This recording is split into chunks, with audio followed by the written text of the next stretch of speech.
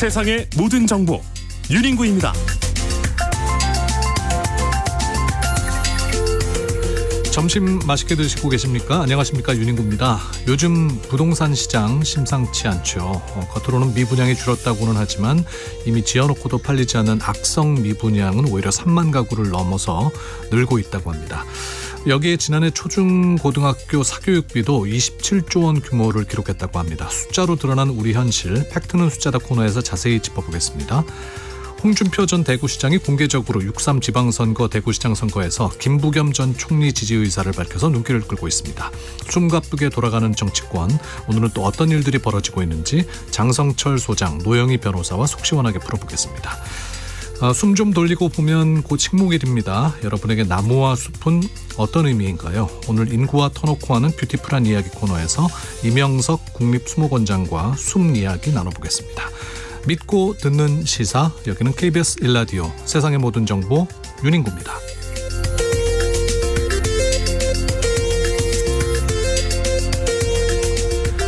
오늘도 갓생 품격 있게 여러분과 함께하겠습니다. 요즘 꽃 구경 많이 가시죠? 지금 여의도는 벚꽃이 한창이고요. 봄꽃 축제가 이제 내일부터 여의도에서 열립니다. 굳이 여의도가 아니어도 곳곳에 봄꽃이 활짝 피어 있는데요. 이즘 피는 봄꽃 보시면은 어떤 장면, 어떤 순간이 떠오르십니까? 올해 처음 본 벚꽃도 좋고요. 문득 생각나는 오래된 봄날의 기억도 좋습니다. 지금 바로 문자 주십시오.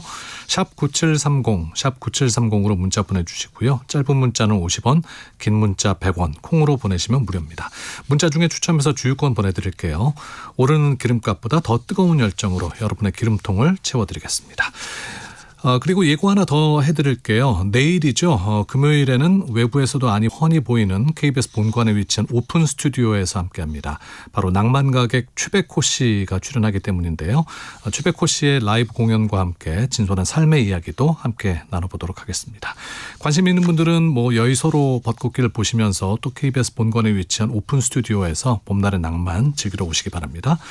4월 2일 목요일 KBS 1라디오 세상의 모든 정보 윤인구입니다. 시작합니다.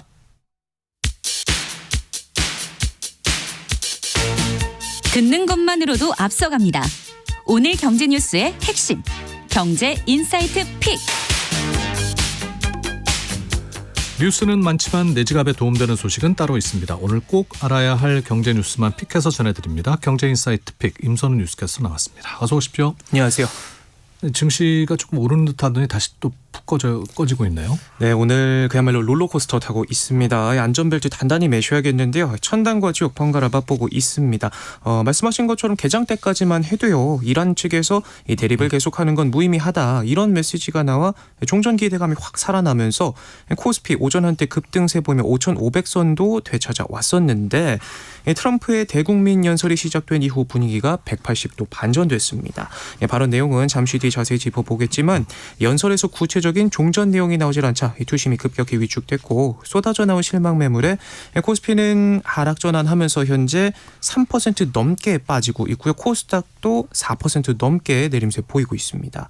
지금부터는 유가 향방 그리고 미국 선물 시장 변화 주시하면서 변동성이 더욱 커질 것 같은데 주도주 중심 포지션 비중 유지하면서 이 느린 템포로 대응하는 게 현실적인 대안이다. 이런 조언들이 나오고 있습니다. 네, 지금 이 시각 5,273.40 가리키고 있습니다. 우리 시간으로 오늘 오전 10시에 이제 트럼프 대통령이 한 연설, 많은 귀추가 주목이 됐었는데 어떤 이야기가 나온 겁니까? 일단 기대했던 종전 선언이 빠졌습니다. 협상을 벌이고 있다면서도 합의점을 찾지 못한다면 앞으로 2, 3주 내로 강력한 타격에 나서겠다. 이란을 석기 시대로 되돌려놓겠다. 강경 대응을 시사했는데요. 오늘 아침까지만 해도 이란 측에서 이 종전을 암시하는 메시지를 내놓은 만큼 드디어 출구가 보이나 보다 기대감이 한껏 키웠었는데 트럼프가 찬물을 끼얹은 겁니다. 이 밖에 뇌관이 되고 있는 호르무즈 해협에 대해서는 필요하면 알아서들 해결책을 찾으라 아니면 미국서 사가라 제안을 하기도 했는데 분쟁이 끝나면 해협은 자연스럽게 열릴 것이라면서 흐름이 재개되면 휘발유 가격은 빠르게 다시 내려가고 주가는 오를 것이다. 미국 경제가 크게 개선될 거라고도 주장했습니다. 물 건너간 종전 기대감에 증시는 물론이고 내려가나 싶던 유가 역시 급등세로 돌변했고요. 잠시 숨 돌리나 싶던 원달러 환율도 치솟고 있습니다. 네. 정말 트럼프 대통령이 무슨 말을 할지는 예측을 하기가 쉽지 않네요. 네. 환율 이야기 해보겠습니다. 세계 국채지수 편입으로 좀 숨을 좀 고르나 싶었는데 다시 오르나 봅니다. 네, 어제부터 한국 국채가 세계 국채지수에 편입되면서 널뛰던 환율을 그나마 억눌러 줬는데요. 한때 1,530원 선까지 뚫었다가 어제 주간 거래 기준으로 곧장 30원가량 떨어졌습니다. 다만 오늘 조금 전에 짚어본 것처럼 트럼프의 대국민 연설에서도 확인했듯이 중동 사태 출구가 보이질 않으면서 원달러 환율 다시 또 치솟고 있는데 이 세계 국채 지수에 편입이 되면 해외 연기금 같은 시장 큰 손들이 지수에 편입된 한국 국채를 의무적으로 매입해야 하는 만큼 원화 수요가 늘면서 환율을 떨궈줄 수 있는데요. 정부는 이번 편입으로 많게는 우리 돈 90조 원의 해외 자금이 유입될 걸로 기대를 하고 있었는데 네. 급등한 환율이 제자리를 좀 찾아갈 수 있지 않을까 기대감 키웠다가 트럼프의 한마디에 다시 또 요동치는 모습입니다. 이게 종전 기대감이 사그라들면서 이제 에너지 위기도 여전합니다. 정부가 위기 경보를 한 단계 더 끌어올리죠. 네, 산업통상부가 오늘 0시부로 원유 자원안보 위기 경보를 주의에서 경계로 한 단계 올렸는데요. 총 4단계 중에 3단계로 세 번째 단계로 불과 15일 만입니다. 국내 원유 재고가 20% 넘게 뚝 떨어진 와중에 국제시장소 조달해 오기도 상황이 여의치 않아서 실물 경제가 타격을 입기 시작하자 빨간불을 켠 건데요. 동시에 천연가스 위기 경보도 관심에서 주의로 높였습니다. 차량 운행 제한도 이제 오부제에서 더 강화되는 것 같습니다. 맞습니다. 당장 오는 8일 다음 주 수요일이겠네요. 전국 3만 개 공영 주차장에도 차량 오부제, 요일제가 시행이 되는데요. 시민들 입장에선 이 부분이 체감이 제일 클 것 같습니다. 첫날에는 차량 번호가 3이나 8로 끝나는 차는 공영 주차장에 주차할 수 없다는 거 알아두셔야겠고요. 단 주말은 가능합니다.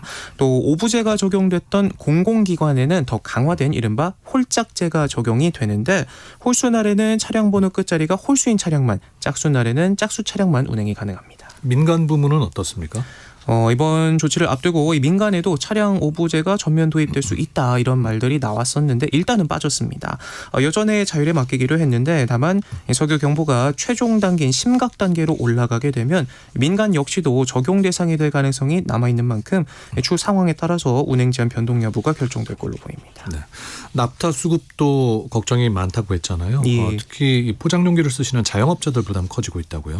네, 실제로 요즘 이 장사하시는 분들 특히 배달이나 포장이 많은 곳들 고민 참 많다고 합니다. 중동 전쟁 여파로 원자재 가격이 오르면서 비닐이나 플라스틱 같은 포장 용기 가격이 줄줄이 오르고 있는데요. 네. 이마저도 공급이 원활하지 않아서 일부는 구매 수량에 제한까지 걸어뒀다고 하네요. 실제로 서울에서 닭발집을 운영하는 한 자영업자는 이 용기 가격으로만 주문당 600원 넘게 부담이 늘었다 말하기도 했고요. 일부 프랜차이즈 점주들도 확실히 비닐 가격이 오른 게 느껴진다 말하고 배달업체의 경우에는 일회용 수저나 포크를 받지 않고 주문하면 추첨을 통해서 쿠폰을 지급하는 대안책을 꺼내들기도 했습니다. 이렇게 포장 용기 값이 오르면 결국 음식 가격에도 영향이 갈 수밖에 없다 보니까 외식 물가가 도미노처럼 오르는 것 아니냐 이런 우려들도 나오고 있는데 하루빨리 상황이 안정돼서 자영업자분들 숨통이 좀 튀었으면 좋겠습니다.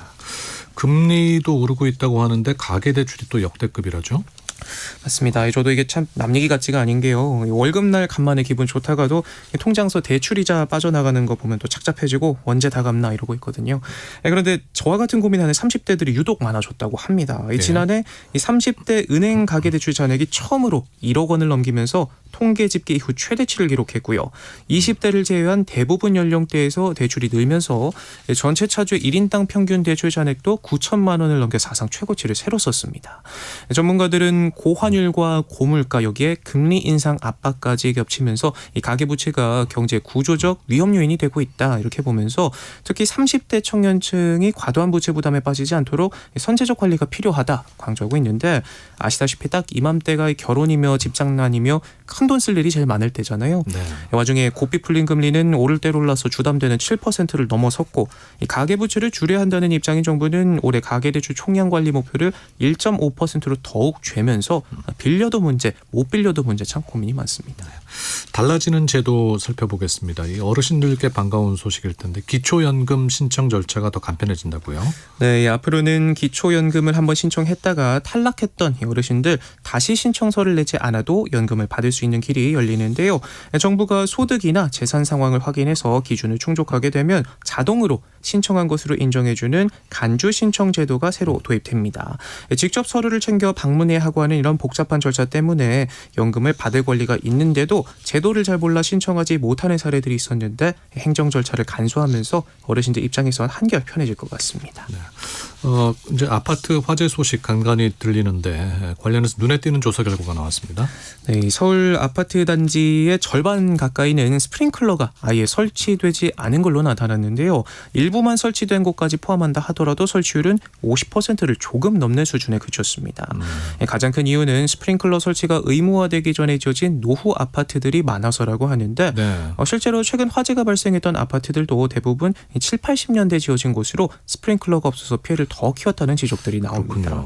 예, 그런데 문제는 이게 무턱대고 또 설치할 수 있는 게 아니라고 하더라고요. 구조상 작업이 어려운 경우도 많다고 하는데 이 때문에 현실적인 대책으로 연기 감지기나 경보기 같은 기본 설비를 제대로 관리하는 게 더욱더 중요해지고 있다고 합니다. 제도적인 보안뿐만 아니라 거주하는 분들의 안전의식도 중요해 보이네요. 네, 아무쪼록 봄철은 또 날씨가 건조하기 때문에 특별히 아파트뿐 아니라 주변에 화재 좀 조심을 하셔야겠습니다. 경제인사이트 픽 임선우 뉴스캐스터와 함께했습니다. 고맙습니다. 고맙습니다. 여의도에는 봄꽃이 한창입니다. 오늘 여러분들의 봄날 이야기 문자 받고 있습니다. 9748님 대구에서 진해로 진해 군항제 가고 있습니다. 아들이 운전하며 집사람과 같이 즐겁게 방송 들으며 갑니다 하셨는데요. 한창 설레는 마음으로 진해 향하고 계시겠네요. 잘 즐기고 보고 오시기 바랍니다. 3095님 여수는 꽃비가 내립니다. 꽃나무 아래서 컵라면으로 점심 때우고 있네요. 맛있겠습니다. 부럽습니다. 2997님 주말에 하동으로 벚꽃 구경 갔다가 차가 막혀서 애를 많이 먹었어요. 안 그래도 기름값이 올라 힘든데 1.5km나 되는 거리를 50분 정도 걸려서 빠져나왔답니다 하셨고요. 2181님 동네 개나리, 목련, 벚꽃까지 어딜 따로 가지 않아도 이곳이 꽃축제라 마음이 화사한 요즘입니다. 유익한 방송 감사합니다 하셨습니다. 잘 듣고 계신다니 저희가 감사하죠. 앞으로도 많은 청취 부탁드려요. 8385님 산책하며 청취 중인데요. 유치원 야외 활동 나온 아이들의 웃음소리가 어느 꽃보다 아름답다는 생각이 듭니다. 그리고 4156님께서는 꽃망울을 보면 20대가 생각나고 꽃봉오리를 보면 30대가 생각나고 떨어지는 꽃을 보면 나를 보는 것 같네요. 요즘 흐드러지게 피어있는 벚꽃길을 걸으며 친구들과 나도 저랬던 시절이 있었는데 하며 빠른 세월을 실감합니다 하셨습니다. 문자 보내주신 분들 감사드리고요. 세상의 모든 정보 윤인구입니다. 듣고 계신 시각 12시 32분 지나고 있습니다. 교통정보 듣겠습니다. 네, 이 시각 교통정보입니다. 봄철 건조한 날씨에는 불씨 관리 잘 해주셔야 하는데요. 고속도로 차량 화재 사고 처리 중인 곳 제경인 고속도로 인천 쪽입니다. 안현 분기점을 막 지난 지점 3차로와 갓길이 차단돼 부근 서행하며 지나고요. 이후 남동 부근 잠시 주춤하고 수도권 제일순환선 일산에서 판교 쪽으로도 서운 분기점에서 송내 사이로 반대 판교에서 일산 방향은 장수에서 송내 사이와 자유로 부근으로 경인권과 일산 부근 통과 더딘 편입니다. 부산 방향 경부고속도로 오산에서 남사 사이 7km 구간 막히는 이유 남사 6교 부근으로 작업하고 있어서고요. 서울시내도 구리 쪽 강변북로 동호대교 부근 4차로가 시설물 보수작업으로 막혀 있습니다. 원효대교부터 여파 크게 받습니다. 끝으로 서울시내 국회 뒤편 여의서로 벚꽃길이 여의도 봄꽃 축제로 어제부터 전면 통제 중입니다. KBS 교통정보센터에서 공인이었습니다. 지금 듣고 계시는 방송은 윤인구 세상의 모든 정보 윤인구입니다. 청취자 여러분들의 참여를 기다리고 있습니다. 문자번호 샵 9730 샵 9730 짧은 문자는 50원, 긴 문자는 100원의 정보 이용료가 있고요. KBS 콩 어플리케이션, 일라디오 유튜브 채널을 통해서는 무료로 참여하실 수 있습니다.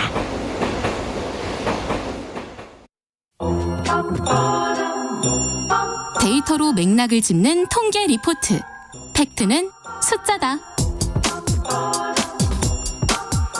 복잡한 세상 쏟아지는 통계 속에서 숫자가 담고 있는 사실을 날카롭게 짚어봅니다. 뉴스에 나오는 통계 이면을 들여다보는 시간, 팩트는 숫자다. KBS 송수진 기자, 최지연 기자와 함께합니다. 어서 오십시오. 네, 안녕하세요. 최지연 기자 반갑습니다. 반갑습니다. 네, 우리 김장조끼를 또 예쁘게 입고 세상의 모든 정보 유닝입니다. 새 식구가 되신 거를 환영합니다. 지금 뭐 여의도에 우리 벚꽃 비롯해서 봄꽃들이 활짝 폈잖아요. 이렇게 좀 주변 분위기만큼 화사한 소식들을 좀 전해드려야 할 텐데 네. 오늘 우리가 들여다볼 좀 숫자는 그렇지 못한 것 같아서 좀 네네. 마음이 좀 그렇습니다. 먼저 오늘 송수진 기자가 가져온 숫자부터 확인해 볼 텐데요. 이게 서울 수도권하고는 다르게 이제 지방 부동산 시장은 참 어렵다는 이야기 많이 하잖아요. 네네, 맞습니다. 특히 이제 정부가 발표하는 공식 통계하고 실제 현장 분위기는 좀 다르다라는 네. 지적이 있던데 이게 미분양 상황을 숫자로 보면 지금 어떻습니까? 네네, 오늘 그 미분양 소식을 한번 준비를 해봤는데요. 숫자는 일단 31,300이라는 숫자에 주목을 한번 해봤습니다. 이게 그 국토교통부가 최근에 발표한 통계 중에 있는데요. 준공 후 미분양, 그러니까 이른바 악성 미분양이라고 불리는 물건들이 있는데 이렇게 집을 다 지었는데도 팔리지 않은 물량이거든요. 예. 이게 31,300가구로 집계가 됐습니다. 이게 늘었습니다. 어느 정도 늘었냐면요. 전월보다 5.9% 가구 수로는 1,700여 가구가 늘었습니다. 네. 근데 준공 후 미분양이 3만 가구를 넘어선 게요. 이게 언제 이후 처음이냐면 2012년 3월 이후 처음이라고 합니다. 그럼 꽤 됐네요. 한 14년 만에 네네. 3만 가구가 넘었다는 거네요. 네, 그만큼 상황이 안 좋다는 건데요. 1년 전과 비교해도 24.5%나 급증을 했습니다. 그래요. 근데 전체 미분양 숫자는 좀 줄었다는 이야기가 있던데. 네네. 예. 여기서 좀 잘 봐야 하는 대목인데요. 이게 전체 미분양, 그다음에 준공 후 미분양, 방금 말씀드린 악성 미분양이 좀 반대로 움직인 경향이 있거든요. 예. 근데 전체 미분양은 6만 6천 가구로 전월보다 0.6% 정도 줄었습니다. 그러니까 겉으로 보면은 좀 나아진 것처럼 보일 수 있는데 그런데 시장이 좀 정말 무서워하는 건 이제 이미 지어놓고도 못 파는 물량, 그러니까 악성 네. 미분양인 거거든요. 그러니까 표면적으로 이 미분양 숫자는 약간 줄었지만 속을 자세히 들여다보면은 더 위험한 일종의 재고가 계속 쌓이고 있다. 이게 지금 이번 통계가 던지고 있는 일종의 경고 신호입니다. 네. 그럼 이게 지역별로는 어떤 차이가 있을지 좀 살펴볼까요? 네네.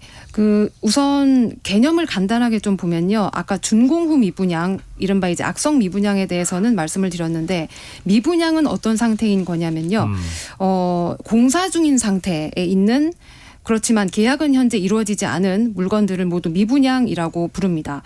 경기가 좋아지거나 아니면 뭐 할인이 들어가거나 이렇게 될 경우에는 해소될 가능성이 어느 정도 있는 거죠. 네. 그러니까 이런 걸 이제 전체적으로 봤을 때 미분양이라고 하는데요. 지역별로 좀 살펴보니 이렇습니다. 지방 쏠림이 좀 아주 뚜렷하게 나왔거든요. 그러니까 전체 미분양이 6만 6천여 가구라고 말씀드렸는데 네. 이 중에서 지방 쪽이 4만 8천 가구였습니다. 그러니까 전체적으로 봤을 때는 73% 정도가 지방에 이제 몰려 있는 거죠. 그래서 준공 후 미분양, 악성 미분양을 이 중에서 떼어내 보면은 지방 물량은 2만 7천 가구, 이 비중이 86%까지 올라가더라고요. 그래요. 네, 쉽게 말하면은 미분양 문제도 지방에 집중돼 있지만 그 중에서 더 위험한 악성 미분양은 거의 지방에 몰려 있다. 이렇게 정리가 됩니다. 지역별로 좀 자세하게 들여다보면은요, 대구가 가장 지금 심각합니다. 대구 쪽에 준공 후 미분양이 4천 가구였고요. 급증세인데요. 한 달 새 36%가 늘었습니다. 예. 가구 수로는 뭐 1,000여 가구 정도 된다고 하고요.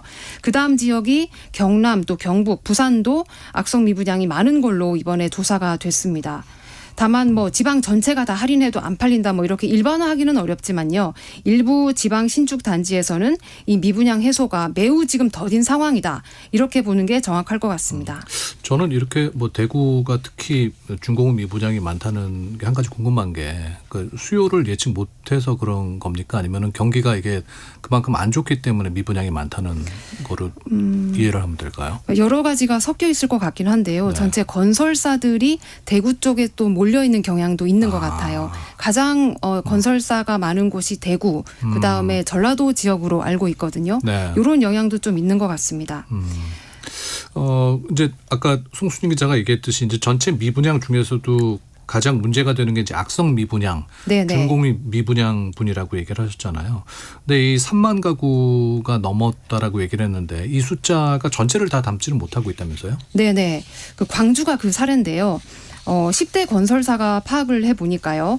1월 말 기준으로 광주 미분양이 2천여 가구 정도였습니다. 예. 네, 중견 건설사, 중소 건설사 물량까지 다 합치면 5천 가구를 웃도는 수준인데요. 그런데 문제가 이제 국토부가 발표한 같은 시점에 그 광주 미분양이 1,000여 가구였습니다. 예. 차이가 나는 거죠. 그러니까 사례 기준으로 보면은 업계 추산 그다음에 정부 공식 통계 사이에 상당한 지금 차이가 있는 겁니다. 준공 후 미분양도 이런 비슷한 문제가 있는데요. 정부 통계상 광주의 준공 후 미분양이 750가구 정도인데 실제 현장에서는 이보다 훨씬 더 많다는 얘기가 지금 나온다고 합니다. 그러니까 정부 통계가 전국적으로 모두 틀렸다 이런 말은 아니겠지만 적어도 일부 지역에서는 공식 집계 그다음에 현장 체감 이 간극이 무척 크다 이런 지적이 나오고 있는 거죠. 그렇다면 왜 이게 통계하고 현장의 차이가 발생하는 겁니까? 네. 이 부분이 중요한 대목인데요. 미분양을 통계를 내는 방식이 일단 자진보고 방식이라고 합니다. 그러니까 정부가 일일이 현장을 돌아다니면서 전수조사를 하는 게 아니라요. 건설사가 지자체에 보고를 하면은 지자체가 그걸 또 광역지자체에 취합을 해서 보고를 하고 그걸 또 국토부에 올리는 구조라고 해요. 그런데 이게 주택법상 의무는 아니라고 합니다. 그래서 집계 기준 시점 그다음에 완전히 균질하지 않을 수 있다는 지적이 지금 나오고 있는데요. 그러니까 예를 들어서 이런 거죠. 오늘이 4월 2일이지 않습니까? 그러면 우리가 지금 볼 수 있는 미분양 통계는 2월 말 기준 통계라고 합니다. 그러니까 한 달 이상 시차가 지금 있을 수 있다는 말씀이군요. 네네네. 자료를 모으는 과정에서 시간이 필요하고 또 그게 공포되는 과정에서 또 시간이 필요하기 때문에 시차가 있는 것이죠. 두 번째는 비공개 요청 문제가 있는데요. 이게 어떤 거냐면 지난해 상반기까지 비공개 요청이 들어온 물량 같은 경우에는 통계에서 제외했다고 합니다. 광주의 얘기인데요. 이게 왜 비공개 요청을 하는 거죠? 그러니까 말입니다. 미분양이 많다는 사실이 일단 알려지게 되면은 후속 분양에 악영향을 줄 수 있다는 어떤 그런 건설사들의 우려가 있다고 하네요. 그래서 정확한 미분양 물량을 공개를 꺼리는 경우가 많다고 합니다. 이렇게 되면 중도금 대출에도 차질이 있을 수 있고 또 그래서 분양률을 실제보다 높게 부풀리거나 아니면은 신고할 때 미분양률을 최대한 낮추려는 어떤 그런 꼼수가 또 작용을 하고 있다고 합니다. 수요자 입장에서는 이걸 좀 정확히 알아야 네네. 될 텐데 말이에요. 맞습니다. 그런데 이게 주택법상 현재는 의무는 아니어서 그리고 신고를 계속 이제 자진보고 방식으로 받다 보니 이런 구조적인 문제가 계속 작용을 하고 있는 것 같습니다. 네. 근데 이게 이제 단순히 숫자로만 볼 게 아니라 이제 악성 미분양이 유발하는 건설사 부도라든지 이게 금융권 위기로 번질 수 있기 때문에 더 문제가 커질 수 있는 거 아니에요? 네, 맞습니다. 이게 준공 후 미분양이 무서운 이유가 이 건설사가 이미 지금 돈을 다 썼지 않습니까? 집은 다 지어놨고. 네, 집은 다 지어놨습니다. 돈을 들여서 지어놨는데 맞습니다. 돈을 회수가 안 되는 거잖아요. 네, 회수를 해야 되는데 이게 지금 재고 상태로 계속 남아 있는 거거든요. 그러니까 땅값, 공사비, 금융비용 다 들어갔는데 이 분양 대금이 안 들어오면은 현금 흐름이 꽉 막히지 않습니까? 그러면 건설사 규모가 적을수록 더 유동성 압박을 크게 받게 되고 그러면 더 버티기가 힘들어지잖아요. 그렇게 되면서 이제 건설사들의 연쇄 부도나 이런 여러 가지 문제들이 생길 수 있다는 우려가 지금 커지고 있는데요. 한국은행이 지금 통계를 한번 내보니까 건설사들이 대출이나 아니면은 투자금에 넣은 돈들 가운데서 회수하지 못해서 지금 좀 리스크가 크다라고 지금 판단하고 있는 돈들 한마디로 이제 익스포저 이렇게 금융에서는 부르는데요. 이게 22조 9천억 원까지 올라갔다고 합니다. 그러니까 전체 부동산 PF 익스포저가 210조 정도 된다고 하는데 이 중에 10.9%가 이 악성 미분양 관련 익스포저인 것이죠. 금액이 상당히 큰데요. 네. 상당히 지금 많은데요. 정부도 이런 상황을 알고 지금 대책을 지금 내놓고 있기는 하거든요. 그렇지만 줄어들고 있지는 않습니다. 어떤 상황이냐면요. 작년 2월 19일에 지역 건설 경기 보완 방안이라는 걸 정부가 지금 내놨습니다. 이게 LH가 직접 3,000호 정도를 매입하겠다고 밝힌 대책이 있습니다. 그런데도 이 정책이 이미 시행이 됐는데도 올해 2월 기준으로 보면 준공후 미분양이 3만 가구를 넘어섰지 않습니까? 예. 그러니까 현장에서 진행되고 있는 어떤 상황의 악화 속도 이게 정책 효과보다 훨씬 더 지금 빠르게 지금 진행이 되고 있다는 뜻이죠.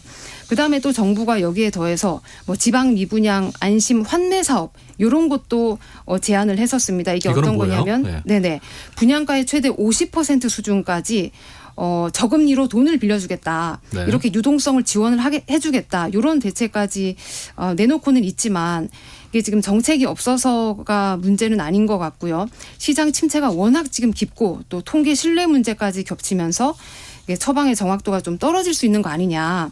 이런 지금 지적들도 나오고 있는 상황입니다. 네. 다음은 최지영 기자가 준비한 통계를 좀 살펴보도록 하겠습니다. 네. 우리 지갑과 이제 직결된 이야기들인데 요즘 뭐 그 아이들 교육비 참 많이 든다고 하잖아요. 네, 네. 특히나 이제 사교육비를 네, 그렇죠. 얘기하는 거겠죠. 이게 이제 더 이상은 뭐 농담이 아니라 현실이 된 문제인데 네. 한 해 사교육비 시장 어느 정도입니까? 네, 일단 숫자 하나 보시면요. 27조 5천억 원입니다. 네. 이게 교육부가 발표한 지난해 전체 사교육비 규모인데요. 생각보다 금액이 좀 크죠. 네. 근데 더 중요한 거는 지난 10년 동안 사교육비 증가율이 이제 50% 이상까지 올라왔다는 건데요. 이 같은 기간 물가 상승률은 22.9%거든요. 네. 그러니까 사교육비가 물가보다 훨씬 빠르게 오른 거예요. 그러네요. 거의 2.36배 속도입니다. 물론 2024년이 29조 2천억 원으로 역대 최대였고 작년에 조금 줄기는 했어요. 근데 이거를 줄었다라고 보기는 좀 어렵고 여전히 높은 수준이고 흐름 자체는 좀 그대로 이어지고 있는 상황입니다. 이게 뭐 해마다 학생 수가 좀 줄고 있기 때문에 작년에 비해서 이 사교육비가 좀 준 영향도 있는 건가요? 근데 그러니까 25년 기준으로 자녀 2명 이상이 있는 가구가 이제 교육비 비중이 16.2%예요. 네. 근데 식비가 14.1%입니다. 그러니까 이제는 밥값보다 이제 교육비가 더 많이 나가는 구조가 된 거죠. 그렇게 됐네요. 네. 그러니까 자녀 한 명 가구는 7.4%, 자녀가 없는 가구는 1.7% 수준인데 이걸 단순히 비교해 보면 2명 이상 가구가 무자녀 가구보다 이제 약 9.5배 이상 차이가 납니다. 이 정도면 이제 교육비가 이제 줄일 수 있는 소비라기보다 거의 고정비처럼 굳어지고 있는 느낌이고요. 네. 실제로 다른 소비를 줄이는 뭐 이른바 소비 구축 현상도 같이 늘어나고 있는 상황입니다. 네. 그러니까 남의 집 아이는 저 학원 열심히 다니면서 공부하고 있는데 우리 집에만 아무것도 안 하고 있을 수는 없으니까 네. 다른 부담을 지출 비용을 줄이면서라도 이렇게 교육비에 투자가 되는 게 아닌가 싶은데 네, 지역별 격차도 날 것 같아요. 수도권과 비수도권 지역의 차이는 어떻습니까? 네, 맞습니다. 그 서울은 월 평균 사교육비가 66만 3천 원입니다. 이것도 굉장히 많은 것 같긴 한데 이 중소도시는 44만 8천 원, 읍면 지역은 32만 5천 원이에요. 이게 이제 평균을 내봤을 때 이렇다는 거 네, 아니에요? 그렇습니다. 네. 네, 근데 서울이랑 읍면 지역 차이가 무려 33만 8천 원입니다. 이제 거의 2배인 거죠. 이게 단순히 생활비 차이나 그거는 아니고요. 네. 이 사교육 인프라가 어쨌든 수도권에 몰려 있다 보니까 교육 수요도 같이 몰리는 구조입니다. 이 결국 교육 격차가 지역 격차로 이어지고 또 사람들이 교육 때문에 이제 수도권으로 이동하는 흐름까지 나타나고 있다고 이제 볼 수 있겠습니다. 특히나 참 이게 의대 쏠림 현상이 있으면서 네. 사교육 시장이 더 기형적으로 변하고 있다고 하더라고요. 네, 맞아요. 이게 요즘 현장에서 좀 많이 나오고 있는 얘기죠.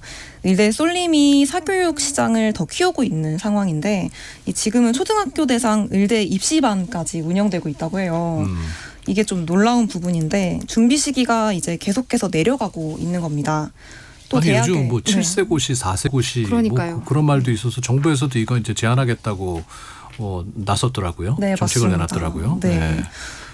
이게 어쨌든 유치원을 들어가기 위해서 그 유치원을 준비하는 반도 따로 있다고 할 정도라고 하더라고요. 참 오늘 기이한데. 과기부에서 통계를 하나 내놓은 게 재밌는 게 있는데요. 예. 과학고 영재고 출신 학생들이 의대 진학을 얼마나 하는지를 과기부가 한번 통계를 내봤다고 하더라고요.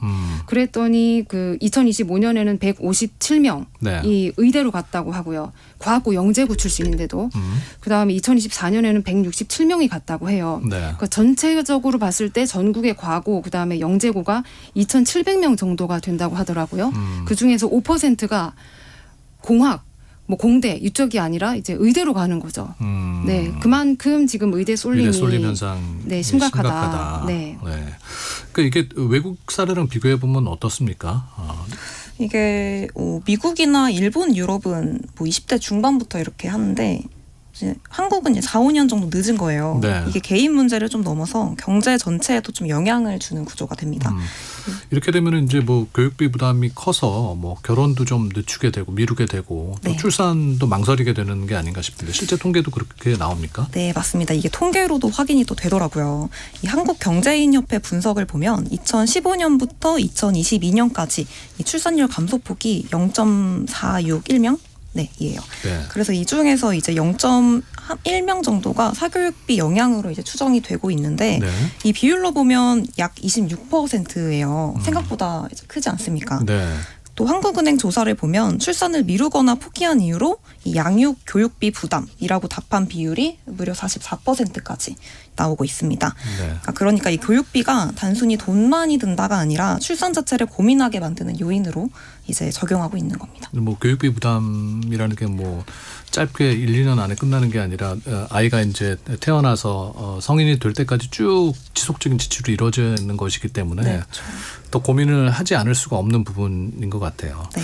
이게 결국 우리의 경제의 성장 잠재력에도 영향을 미친다면서요? 네, 이게 장기적으로 보면 더 큰 문제라고 생각이 드는데 이 OECD 전망 기준으로 한국 잠재 성장률이 2050년에 이제 0.03%까지 떨어질 수 있다는 분석이 나오고 있어요. 네. 이 사교육 확대가 어쨌든 수도권 집중으로 이어지면서 그 비수도권의 지역 내 총생산, 이 GRDP가 비중이 2015년 이후 계속 50% 미치고요. 인구 비중도 2020년 이후 절반 이하로 내려온 상황입니다. 네. 자, 오늘 팩트는 숫자다 송수진 기자, 최지영 기자와 함께했습니다. 오늘 소식 고맙습니다. 감사합니다. 감사합니다. 자, 세상의 모든 정보 윤인구입니다. 1부 마치면서요. 김윤아의 봄날은 간다 띄워드립니다. 잠시 후 1시 2부에 찾아뵙겠습니다.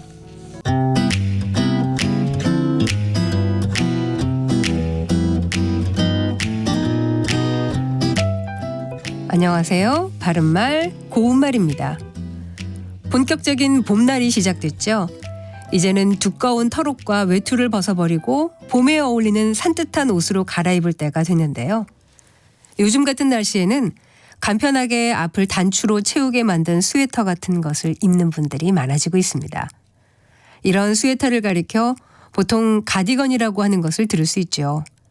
특히 홈쇼핑 방송에서 옷을 판매할 때 대부분 가디건이라는 표현을 사용하고 있는데 이것이 정확한 표현일까요? 이 경우엔 가디건이 아니라 카디건이 올바른 외래어 표기 형태입니다. 이 옷은 앞자락이 튀어 단추로 채우게 되어 있는 털로 짠 스웨터의 하나인데요. 크림 전쟁 당시 이 옷을 즐겨 입은 영국의 카디건 백작의 이름에서 유래한 것입니다. 따라서 영어 알파벳 C를 쓰는 카디건이 맞는 것이지요.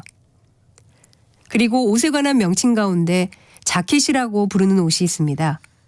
이것을 지읒 다음에 모음 아나 야를 써서 자켓이라고 할 때가 많은데요. 이것은 모두 외래어 표기법에 맞지 않고 재킷이 맞는 표현입니다. 다시 말씀드리면 우리 생활 주변에서 자주 접하게 되는 외래어로 된 옷의 명칭은 카디건과 재킷이 맞습니다. 지금까지 바른말 고운말 아나운서 국혜정이었습니다.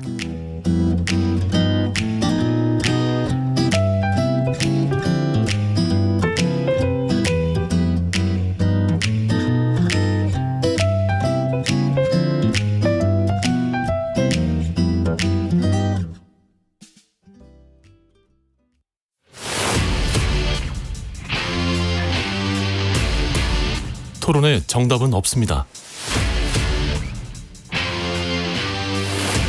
토론이 세상을 바꿀 수도 없습니다.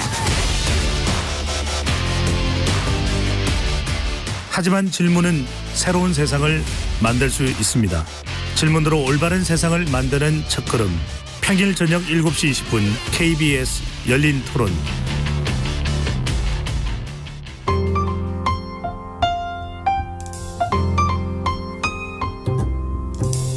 어떤 하루 보내고 계신가요?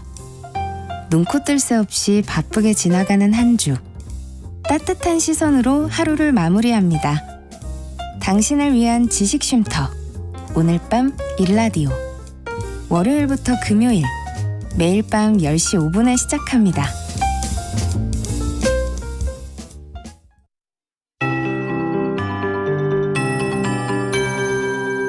KBS 58분 날씨. 포근한 봄날입니다. 화사한 꽃들도 많이 피어 있는데요. 야외 활동하실 때에는 미세먼지를 주의하셔야겠습니다. 지금 전국의 하늘이 맑지만 수도권과 충청남도는 초미세먼지 농도가 나쁨으로 나타나고 있고 뿌연 먼지 안개인 연무가 낀 곳도 있습니다. 국외 미세먼지가 날아오고 있고 우리나라의 대기가 정체되면서 차츰 충북과 전라도 등 그 밖의 서쪽 지역도 공기가 탁해질 전망입니다. 오늘 하늘은 전국이 종일 맑겠고요. 낮 기온은 서울 18도, 강릉, 제주 17도, 대전, 광주 19도, 대구와 부산 20도 등으로 어제보다 1, 2도 정도 높겠습니다. 예년 이맘때 기온보다도 조금 높아서 포근하겠는데요. 하지만 해가 지면 기온이 빠르게 떨어지니까요. 큰 일교차를 주의하시기 바랍니다. 금요일인 내일은 하늘이 차차 흐려져 늦은 오후에 제주도부터 비가 시작되겠고 내일 밤부터 모레 토요일 낮 사이에는 전국에 비가 내리겠습니다. 특히 제주도와 전남, 경남 지역을 중심으로 강한 바람을 동반한 많은 비가 예상돼 주의하셔야겠습니다. 기온은 당분간 예년 이맘때보다 조금 높겠습니다. 현재 서울의 기온은 16.6도입니다. 송소진입니다.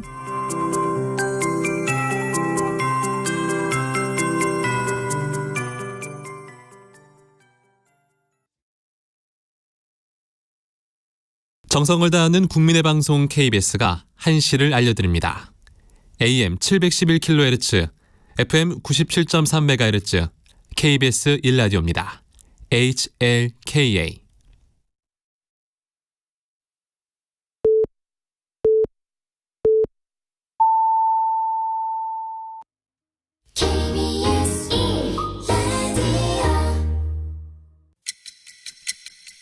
듣는 것만으로도 앞서갑니다. 당신의 갓생 파트너 KBS 1라디오 세상의 모든 정보 윤인구입니다.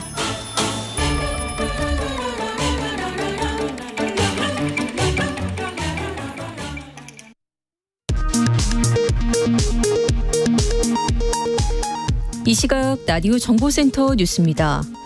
지난달 소비자 물가가 2.2% 올라 7개월째 2%대 상승률을 기록했습니다.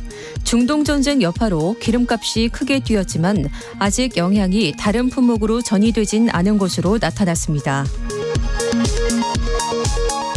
서울시가 압구정, 여의도, 목동, 성수 재건축 재개발 단지들을 내년 4월 26일까지 1년간 토지거래 허가구역으로 재지정했습니다.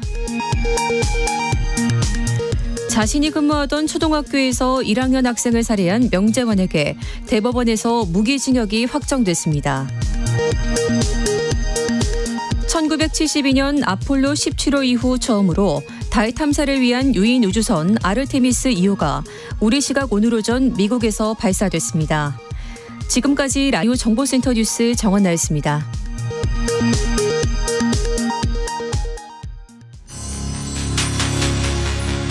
일상의 깊이를 더합니다. 당신을 위한 프리미엄 인사이트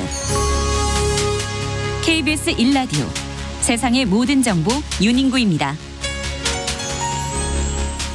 2부 시작하겠습니다. 속 시원한 정치 분석, 여의도 해장국이 준비된 목요일입니다. 지방선거를 앞두고 여야 공천 상황이 긴박하게 돌아가고 있죠. 장성철 소장, 노영희 변호사와 함께 복잡한 정치권 뒷이야기 시원하게 풀어보겠습니다. 여러분은 바쁜 일상 속에서 얼마나 자주 이제 숲을 떠올리시나요? 사실 숲은 단순한 산책 공간을 넘어서 우리의 삶을 지탱하는 중요한 기반이죠. 인구와 터놓고하는 뷰티풀한 이야기 코너에서 이명석 국립수목원장과 함께 대통령 기념식수 이야기부터 숲이 주는 치유의 힘까지 짚어보겠습니다.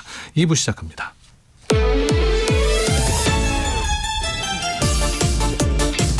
오늘 정치 뉴스에 속 뒤집힌 분들 다 오세요. 맑은 국물로 풀어드립니다. 여의도 해장국. 매일매일 쏟아지는 정치 뉴스로 속이 답답한 분들 위해 준비했습니다. 정치로 제한속 팩트로 풀어드리는 여의도 해장국 장성철 공론센터 소장 노영희 변호사와 함께합니다. 어서 오십시오. 네, 안녕하세요. 네, 노 변호사님 오늘 처음 나오셨는데. 예, 처음이에요. 예, 저희 방송 혹시 들어보셨습니까? 예, 제가 한두 번 들어봤었습니다만 네. 죄송합니다. 근데 불러주셔서 감사합니다. 네, 나오셔서 감사하고요.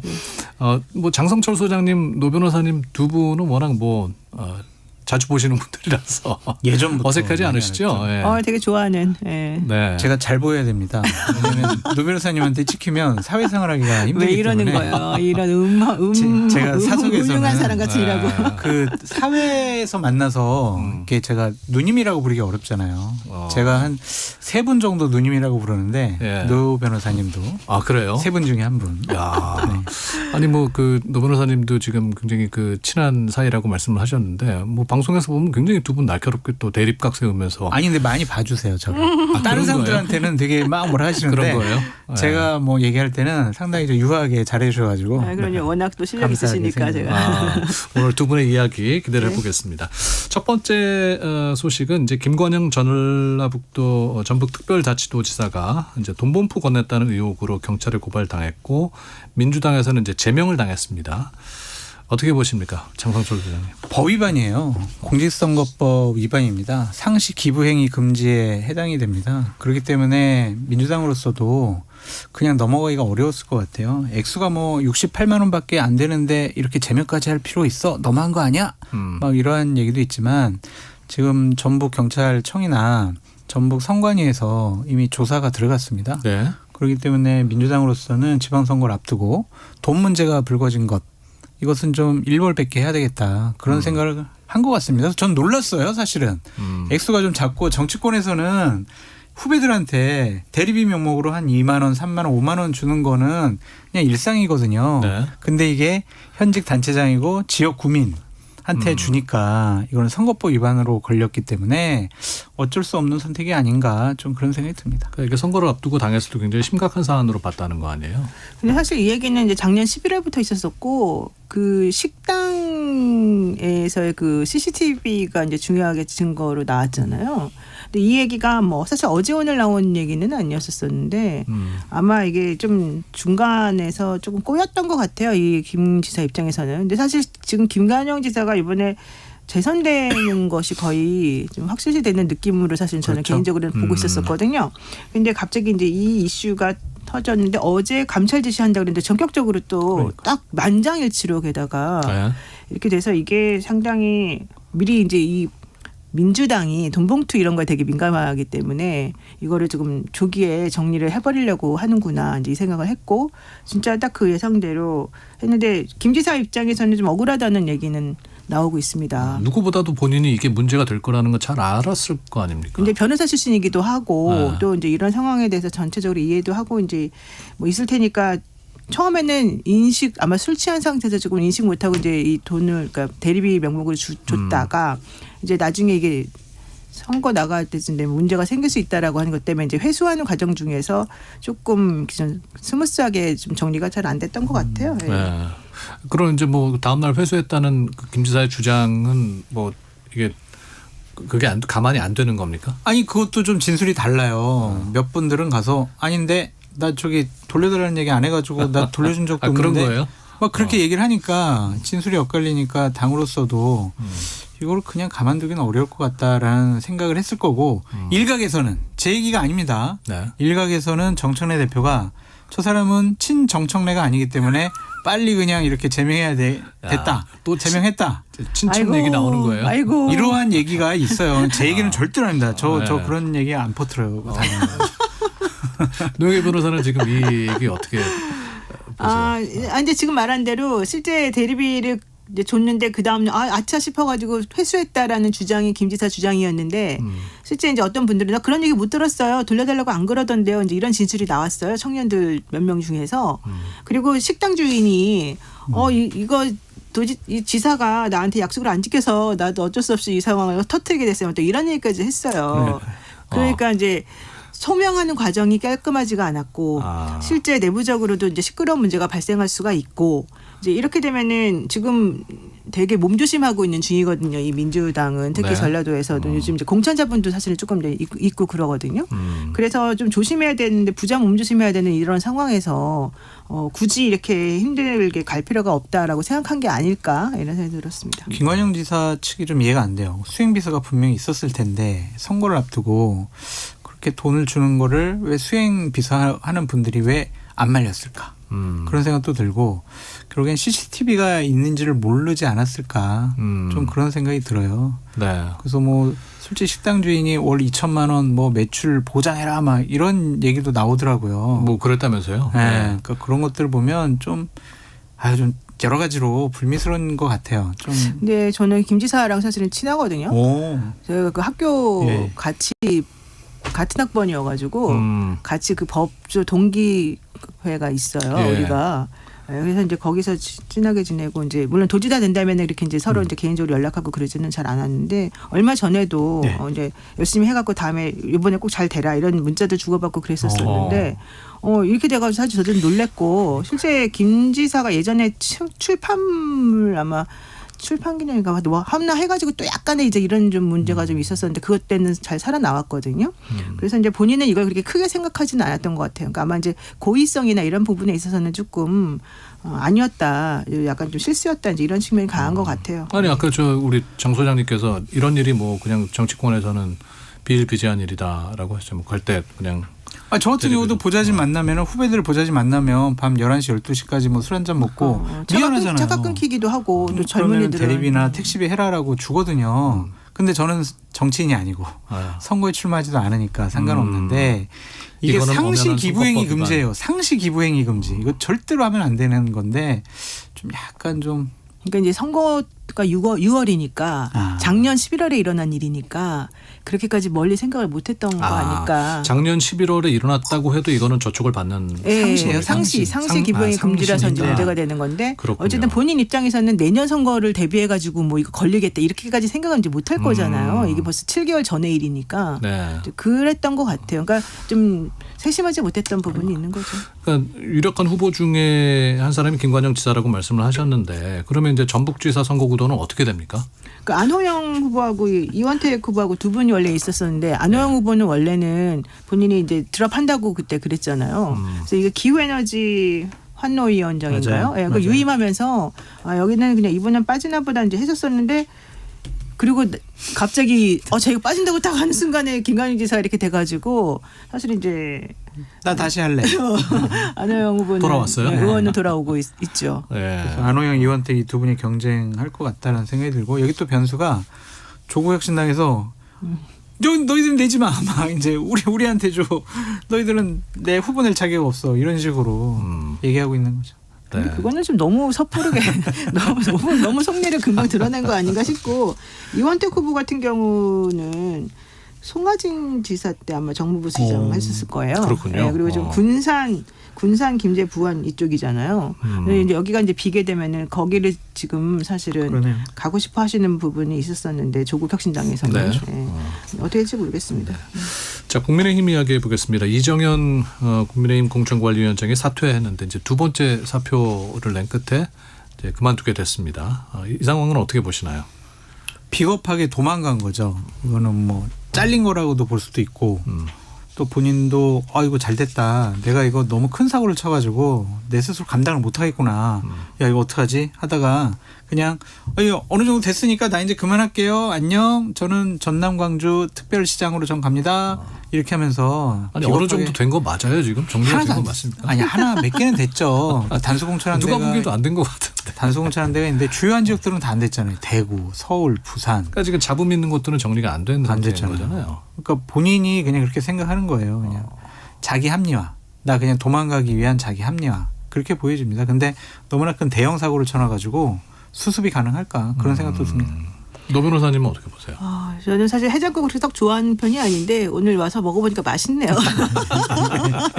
제가 너무 그냥 직설적으로 얘기해요. 아니 아주 얼큰하고 진하고 사골 국물이 막 우러나는 느낌이 나고 좀 오십시오. 좋습니다. 제가 자중하겠습니다. 아니요. 근데 저는 이정현 위원장은 워낙 이제 좀 이분이 왜 이럴까 하는 생각을 사실 할 정도로 공천 과정이 되게 엉망이었다고 저는 개인적으로 생각하는데 울고 싶은 김에 뺨 때리는 그런 격으로 그냥 나 전남 그쪽에 나갈래 그러면서 너 좀 비켜줘 그래야지 우리가 지금 현재 있는 의원들이나 이 좀 공천에 반발하는 사람들 거를 좀 해결할 수 있지 않겠어? 그래서 전 장재혁 대표하고 두 분이 어느 정도는 의사 합치를 봐서 서로 간에 이렇게 하기로 결정한 것으로 지금 보이고요. 아니 근데 원래 공관위원장 하기 전부터 호남 네. 출마 의사를 원래 갖고 있었었죠. 들어온 네, 건가요? 네, 네. 그럼 공관위원장을 하지 한번 말았어야죠. 말았어야 되는 거 아닌가?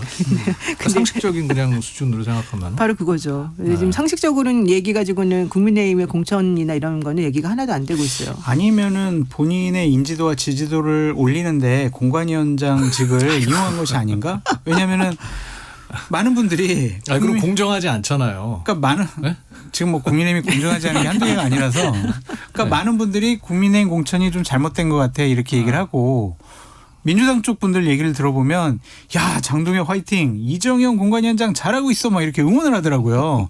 그러면은 광주 전남 후보로 출마를 하면 아이고 그래 저분이 그렇게 좀 국민의힘을 망가뜨리는데 공헌을 했던 분이구나. 우리가 이정현도 좀 찍어줘야지. 호남 분들이 그렇게 생각을 하지 않을까. 왜 이래요? 본인이 그렇게 생각한 것이 아닌가. 기발한 발상이시네. 선거운동한 것으로 보여져요. 진짜 신박하다. 인지도는 많이 올랐죠. 요즘 감이 좀 떨어진 거 아니에요? 잘하겠습니다. 아니 그러니까 이정현 개인으로 봤을 때는 개인으로 봐서 줄 그렇게 수 해서 있으나 인지도 많이 올라갔죠. 그러니까 이게 지금 이 당이 그래서 문제인 거예요. 장재현 대표도 당을 위하지를 않고 오로지 개인의 당권 경쟁에만 몰두한다 이런 얘기가 지금 있어가지고 계속 문제가 되어 왔고 네. 이정현 위원장도 사심을 가지고 지금 사천한다는 얘기가 너무 많았었었는데 네. 만약에 지금 장성철 소장의 해석이 맞다 그러면 진짜 이 당은 미래가 없는 제 거죠. 말이 맞아요. 결국에는. 네. 자 그러면은 이제 새 공관위원장이 된 그 4선의 박덕흠 의원에 대해서 좀 얘기를 해보죠. 이분이 이제 당내 혼란을 수습할 적임자라고 보십니까, 장 소장?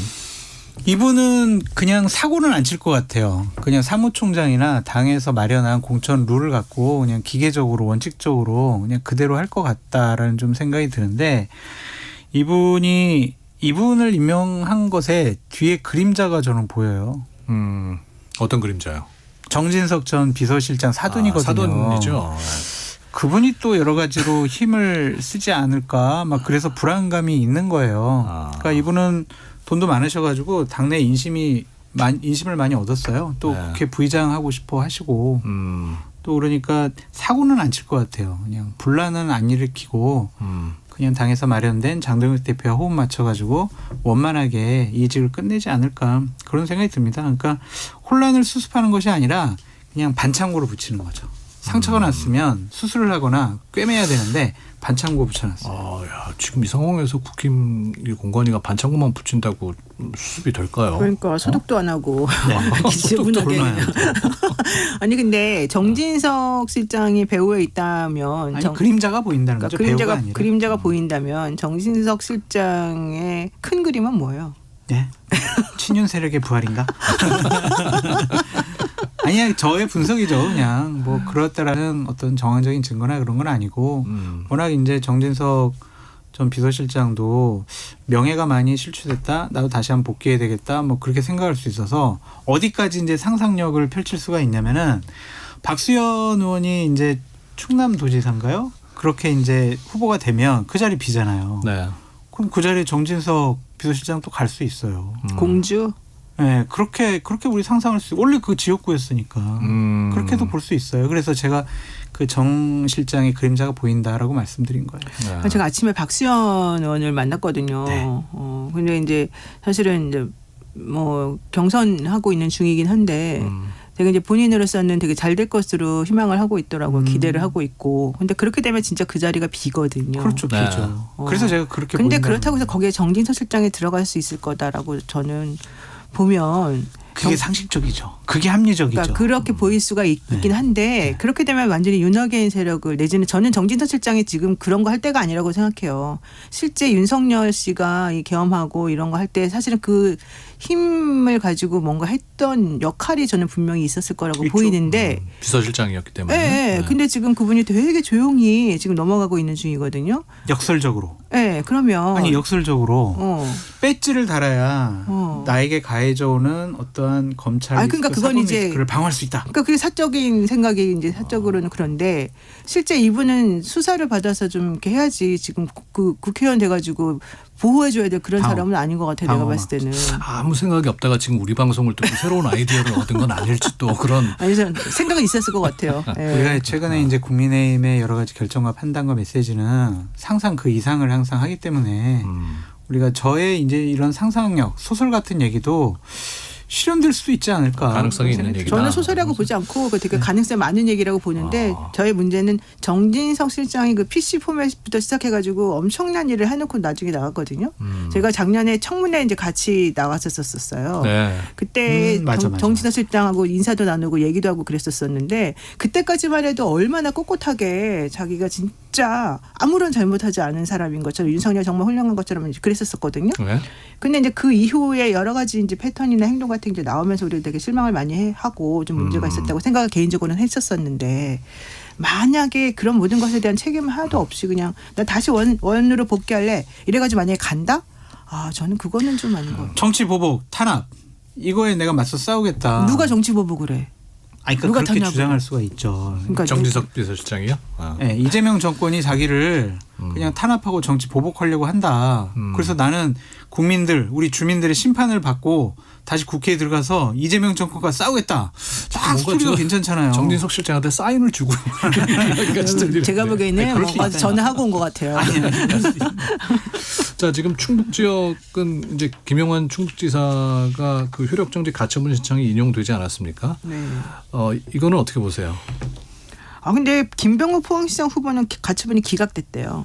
그래요? 좀 전에 금방 이제 나온 따끈따끈한 소식에 의하면 우리가 지금 기다리고 있는 거는 김영환 지사가 가처분이 인용이 됐다? 왜 그랬을까? 첫 번째. 두 번째. 실제 그거는 정말로 이 국민의힘이 절차적으로 문제가 많다는 법원의 시그널이었구나. 그러면 주호영 가처분도 인용되겠지? 이제 이런 정도까지는 얘기됐는데 예. 근데 여기서도 또 난데없이 김병욱 후보는 가처분이 기각됐다. 그렇게 되면 왜 그랬지? 거기는 절차가 잘 됐나? 잘 안 된 걸로 알고 있는데 막 이제 이런 생각이 막 들면서 약간 좀 혼란스러운데 실제 그 국민의힘의 지도부가 엄청나게 비판을 많이 했거든요. 이 법원이 가처분 인용해 준 거에 대해서. 네, 그럴 거면 뭐 판사가 공관위원장이나 뭐 그런 그러니까 얘기도 하고. 그런 것들 때문에 또 좀 영향받았나? 이런 또 개인적인 생각이 좀 드네요. 그러면 지금 충북지사는 어떻게 되는 겁니까? 김수민 전 의원은 사퇴를 한 거예요? 이게 못하게 된 거예요? 못하는 거예요. 이제 못하는 거죠. 그거는 자체가 잘못됐다라고. 뭐 자격을 잃게 된 거죠. 네. 자칫 잘못하면 윤곽근 변호사만 남을 수 있을 것 같아요. 윤석열 전 대통령 변호인. 왜냐하면 오늘 오전까지 당에 알아보니까 김영환 충북지사는 그냥 컷오프를 계속 시키겠다는 입장이 좀 강한 것 같아요. 네. 윤희근 후보도 다시 경선 참여한다고 안 그랬어요? 그러니까 조기령도 그렇고 다 그렇게 해야죠. 그럼 다시 다 공모를 다시 해야 되는 부분이 있으니까 지금 그 기소가 됐을걸요? 기소됐죠? 김영환 충북지사가. 돈 받은 것 때문에. 그래서 그때 영장이 기각됐죠. 기각됐어요? 그러니까 기소가 되면은 이게 당권 정지 이게 있거든요. 그거를 들어가지고 좀 컷오프 시키려고 하는 것 같아서 김영환 지사가 경선에 참여하지 못할 가능성도 있다. 그러니까 노 변호사님 말씀하신 대로 그 윤희근 전 경찰청장과 윤곽근 변호인 그 두 명이 경선을 하는 체제로 갈 수 있다. 좀 더 나와야 되지 않나? 근데 윤곽근 후보는 하면 안 되는 거 아닌가요? 진짜 저는 만약에 그분이 나와가지고 되잖아요. 그럼 진짜 코미디가 그런 코미디가 없는 거죠. 왜냐하면 지금 국민의힘에서는 장동영 대표를 위시해서 많은 당 지도부가 국회의원들 전부 다가 윤하고 절연하겠다라고 얘기를 한 상태였잖아요. 그러게요. 그랬는데 김영환은 살아 돌아왔는데도 컷오프를 계속 유지시키면서 윤곽근이라고 하는 누가 봐도 윤석열로부터 선거 나가서 다시 한번 해주세요라는 오더를 받은 것처럼 보이는 사람을 살려주고 결국 그 사람이 살아남게끔 구조를 만들어준다? 그거를 어떤 지지자들이 받아들이겠습니까? 뭐 어떻게 될지 모르겠어요. 왜냐하면 박덕흠 의원이 그 공관위원장이면서 충북 도당위원장이거든요. 그러니까 김영환 지사랑은 친했을 거예요. 네. 지사랑 도당위원장은 여러 가지 협조를 잘해야 되니까. 네. 그러니까 또 그래? 그냥 이렇게 됐으니까 붙여줄까? 막 여러 가지 생각이 복잡할 것 같아요. 하여튼 그냥 좀 지켜봐야 될 것 같습니다. 그 주호영 의원 그 가처분 신청은 언제 결과가 나옵니까? 원래는 어제 오늘 내일 막 여기까지 얘기했는데 내일은 이제 금요일이라서 내일 나올 수도 있고 아니면 뭐 월요일 나올 수도 있겠다 그랬는데 어쨌든 오늘 내일이 좀 유력한 것 같아요.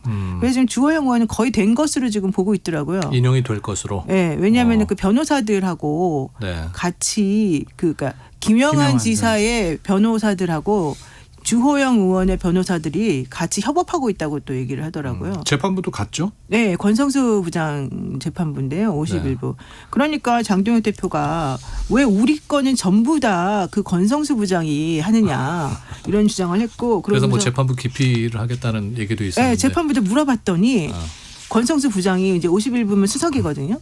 아, 당신이 먼저 딱 고른다는 거예요. 배당을 사건이 들어오면. 그래요? 그건 이제 주호영 의원이 얘기한 거예요. 자기가 이제 알아봤던 주호영이 아니라 저기 장동혁 대표가 알아봤더니 물어봤더니 먼저 이 권성수 부장이 먼저 내가 관심 있는 거 또 내가 집어서. 이걸 찍어서 먼저 가져가고 나머지를 다른 부에 넘긴다는 거예요. 그럴 수가 있어요. 거기가 두 개의 부가 있거든요. 아니, 그러니까 그럴 수가 있어요. 랜덤 아니에요? 원래 랜덤인데 이제 그렇게 하더라고요. 근데 이제 어쨌든 두 부밖에 없으니까 뭐 순서적으로 좀 그렇게 하면 이제 겉으로는 좀 공평해 보이게 또 할 수도 있나 보죠. 근데 어쨌든 그런 얘기를 했어요. 그게 사실인지 아닌지는 모르겠지만. 남부지법에서는 사실 무근이라고 얘기를 네, 그렇죠. 했다면. 네. 그러니까 그럴 될 리가 없잖아요, 사실은. 근데 어쨌든 그런 정도로 판사 출신인 장동혁 변호사 아닌 장동혁 대표가 이제 그런 얘기를 하니 사실은 좀 불편했을 것 같은데. 만약에 이게 가처분 신청이 인용이 안 되면 주호영 의원은 무소속이라도 나오겠다는 의견을 계속 피력하고 있잖아요. 나갈 것 같습니다. 아, 그렇게 될 가능성도 있다. 네, 저도 뭐 얘기를 나눠봤는데 내가 뭐 2년 배지 더 달아서 뭐 하겠냐. 육성까지 했는데 내가 뭐 배지 더 다는 게 무슨 의미가 있느냐. 대구 시민, 대구 발전을 위해서 내가 헌신해야지. 이런 생각이 있는 것 같고요. 예를 들면 무소속으로 출마하면서 뭐 마지막에 국민의힘 후보랑 단일화할 수도 있는 것이고 경선을 통해서 그렇게 해서 본인이 국민의힘 플러스 무소속 단일 후보 해서 김부겸 후보랑 맞서 싸우면 예전에도 내가 이겨봤으니까 이번에 내가 경쟁력 있어. 이러한 생각도 갖고 있는 것 같아요. 야, 그럼 이런 와중에 국힘에서는 홍준표 전 시장이 굉장히 야속하게 느껴지겠네요. 아니 그래서 주호영 의원은 홍준표 시장이 지지 안 할 거다라는 얘기를 이제 좀 했어요. 일부러 지지하지 말라는 메시지를 던진 거죠. 김부겸 전 총리 네, 지지하겠다는 네, 의사를 네. 홍준표 전 시장이 밝혔잖아요. 했는데 그 말 나오기 전에 선언 정확히 나오기 전에 미리 우리 당에서 그분을 지지한 사람은 없을 것이다라는 얘기를 먼저 던졌어요. 근데 이제 그걸 좀 무시하고 이제 얘기를 한 게 있고 김대식 의원이 있잖아요. 국민의힘 김대식 의원이 방송 나와가지고 주호영 의원은 가처분이 인용되더라도 통 크게 불출마 선언을 해주라 이런 얘기를 또 했어요. 그러니까 실제 그 당 안에서는 주호영 의원이 나오는 거 진짜 싫어하는 것 같아요.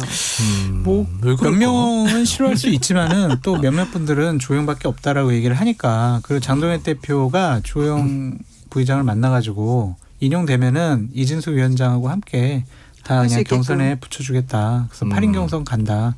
그렇게 되면요. 예비 경선 할 거 아니에요. 그러면 각종 여론조사를 보면 1, 2, 3등이 거의 주호영, 이진숙, 추경호 이렇게 된단 말이에요. 네. 3인 경선으로 치게 되면 주호영 후보가 될 가능성이 좀 많지 않을까. 그런 전망도 해봅니다. 야, 이게 국힘은 지금 뭐 이제 시작이에요. 이제 시작. 그렇게 되면 복잡하네요. 이진숙 후보가 그냥 순순히 물러날까요? 왜요?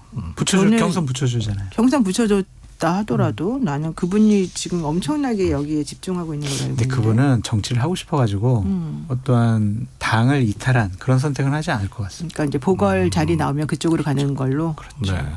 지금 어쨌건 뭐 그 배현진, 김종혁에 이어서 김영환 지사까지 가처분이 계속 인용이 되고 있기 때문에 장동혁 대표도 이렇게 좀 벼랑 끝에 몰린 게 아닌가 싶은데. 그 원래는 사실 책임을 져야 되는 거 아닙니까? 이제 본인이 뭐 그런 얘기가 많이 체제에 나오고 있죠. 있는 하에서 이런 일이 벌어지게 되면은 남한테만 미룰 수는 없는 거죠. 근데 전혀 책임은 이제 안 지시고 계속 집토끼 산토끼 얘기만 이제 하시는 것 같은데 제가 몰랐는데 알고 봤더니 집토끼랑 산토끼는 교배가 안 된대요. 또 뭔 소리야? 아 진짜 종이 몰라. 제가 그래요? 진짜로 집토끼랑 산토끼는 똑같은 토끼인 줄 알잖아요. 네. 아 모르셨죠, 솔직히? 몰랐지. 근데 이제 외모가 좀 하나는 몸집이 크고 하나는 좀 작고 막 이런 게 있는데 실제 둘이 결혼을 시키잖아요. 그러면 아기가 안 생긴다는 거예요. 왜 그러냐 그랬더니 섞일 수가 없는 종이라는 거예요. 그래서 내가 깜짝 놀란 게 이게 되게 중요한 의미가 있다. 왜냐하면 장동혁 대표가 그 내가 저륜 선언까지 니네가 하라 그래서 했는데 하고 난 다음에 도대체 좋은 게 뭐냐. 우리 당 지지율이 계속 떨어지고 있고 있는 집토끼마다 내가 다 뺏기고 다 절로 가버렸다. 이런 하소연과 푸념을 했었거든요. 그러니까 결국 그 얘기는 산토끼도 못 잡고 집토끼도 못 잡았다는 얘기잖아. 우리가 원하는 건 집토끼도 잡고 산토끼도 잡는 거였는데 그러다 보니까 실제 이 정당 역사상 내지는 이제 선거와 관련해 가지고는 이 두 마리 토끼를 잡는 게 중요한데 알고 봤더니 그 두 토끼들은 교배가 안 된다니까 좀 약간 아이러니하지 않나요? 근데 저는 장동현 대표에게 북한의 리성권 부장이 했던 얘기를 좀 하고 싶습니다. 냉면이 목구멍으로 넘어가드나 이렇게 좀 물어보고 싶어요. 지금 당의 지방선거에 대한 전망이 상당히 어둡잖아요. 지지율도 지금 상당히 떨어지고 있고 대구시장 같은 경우에는 뭐 김부겸 총리에게 뺏길 가능성도 있다. 지금 이 당은 경선조차 제대로 진행이 안 되고 있잖아요.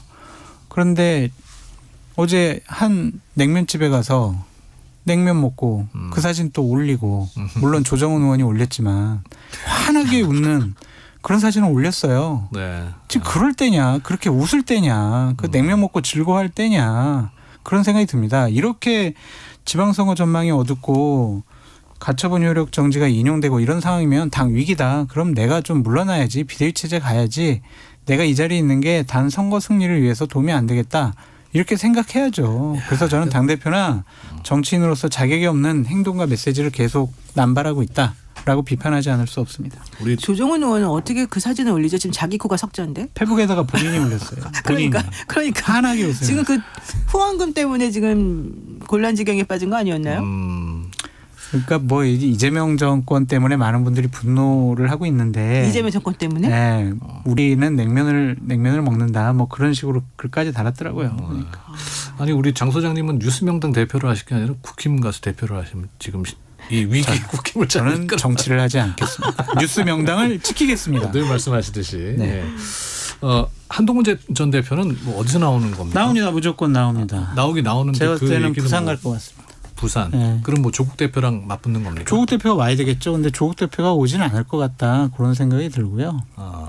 어쨌든 그 부산이라는 지역이 본인과 성향이 맞는다고 생각을 하는 것 같고 부산이라는 지역적인 기반을 갖게 되면 2030년 대선을 도전하는데 중요한 지역적인 근거지를 마련하는 거다. 여러 가지 좀 판단이 있는 것 같아요. 근데 뭐 조국 대표는 왜 부산을 피하려는 거예요? 안 될 수 있으니까.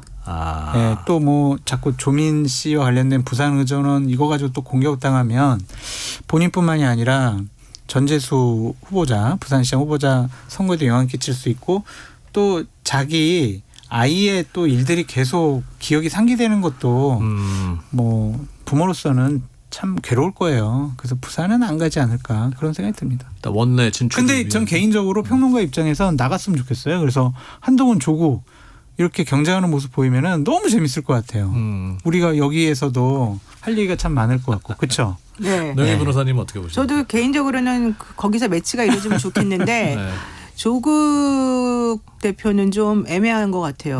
왜냐하면 본인은 무조건 이번에 원내 진입이 목표이기 때문에 실제 그 목표를 달성하는데 좀이라도 위험한 상황이 벌어지는 것을 원하지 않을 거거든요. 근데 여론조사에서는 또 엄청나게 또 좋은 퍼센테이지로 이긴 걸로 나와서. 그러니까요. 그 미디어 토마토가 뉴스 토마토 의뢰해가지고 지난달 28일에서 29일 만 18세 이상 부산 북구갑 선거구 거주 성인 남녀 700명 대상으로 해서 무선 ARS 방식으로 여론조사를 했거든요. 여기 이제 조국 대표, 한동훈 전 대표 양자 대결 시 투표 의향을 묻는 질문에 29.1%가 조 대표를 선택했고요. 한 전 대표가 21.6%가 나왔습니다. 이 결과는 어떻게 보세요? 노 변호사님. 그러니까 이거는 사실은 되게 고무적인 건데 뭐 지금 당장에 이런 얘기 가지고는 사실 나중까지 끝까지 간다 이런 얘기는 못 하니까 이제 이게 하나의 동의는 될 수 있을 것 같기는 한데 저는 이제 조국 대표의 성향상 이제 안전 지향이 조금 있고 그렇기 때문에 못 갈 가능성이 조금 있어 보이는데 가서 매치가 성사됐으면 좋겠다는 게 개인적인 생각입니다. 네. 장 소장님. 저는 이건 별로 의미가 없을 것 같은 게 이 대결 구도가 상당히 변동이 많을 것 같아요. 어쨌든 양자 대결로는 선거가 안 치러질 거 아니에요. 민주당도 후보 내고 국민의힘도 후보가 낼 거 아니겠습니까? 그런 기본 사자 대결인데 지금 국민의힘 분위기를 들어보니까 그 지역에서 원래 배지를 달았고 지금도 활동을 활발하게 하고 있는 박민식 전 의원을 공천을 주지 않겠다라는 좀 분위기가 읽혀져요. 않겠다? 공천을 안 주고 안 주겠다. 예를 들면은 이제 김민수 최고위원 같은 사람을 주려고 하는 분위기가 있단 말이에요. 그럼 더더군다나 나가셔야 되겠네. 민주당 그러면 안 내보낼 수도 있어요. 김민수 최고 나오면 너무 좋아요. 그렇게 되면은 박민식 의원도 뭐야 나 지금 마지막이다. 나도 나간다 그래서 오자 대기로 너무 좋죠. 그러면 더더군다나 표를 조금만 받아도 당선이 될 거잖아요. 그러니까 되게 한 27~8% 그러면은 조국 대표가 당선될 수 나가셔야지. 네, 나오시라 하세요. 잘 아시잖아요. 그냥 붙어보라고. 재밌을 것 같아요. 지금 서울시장 후보들도 뭐 여야 모두 경선 중인데 김재섭 의원이 민주당 정원호 예비후보 향해서 이제 그 출장 의혹의 여성 공무원을 동행을 문제 삼았습니다. 구태스럽죠. 노 변호사님 어떻게 보십니까? 매우 구태스러운 네거티브였는데 결국 이게 나중에는 약간 둘만 갔다고 말한 적은 없다. 또 이런 식으로 약간 좀 변명하다 보니까 모양새가 웃기게 됐잖아요.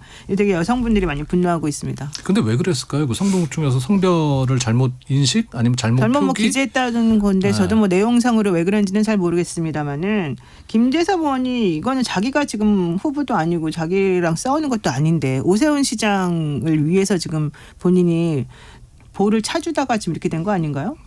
제가 봤을 때는 오세훈 시장하고 좀 서로 얘기가 돼가지고 네가 좀 대신 공격 좀 해줘라라고 하는데 약간 똥볼 찬 느낌이 조금 나요. 이게 오히려 공격을 본인이 받는 지금 모양새가 됐어요. 왜냐하면 김재섭 의원이 되게 젊은 청년 정치인으로서 좀 장래가 촉망되는 좀 기존 사람들하고 좀 다른 정치를 하는 사람으로 알려져 있었는데 이거 완전 옛날식의 네거티브잖아요. 그것도 아주 구체적인 내용도 없는 이거는 아니라고 정확하게 좀 얘기를 하고 있습니다. 많은 분들이.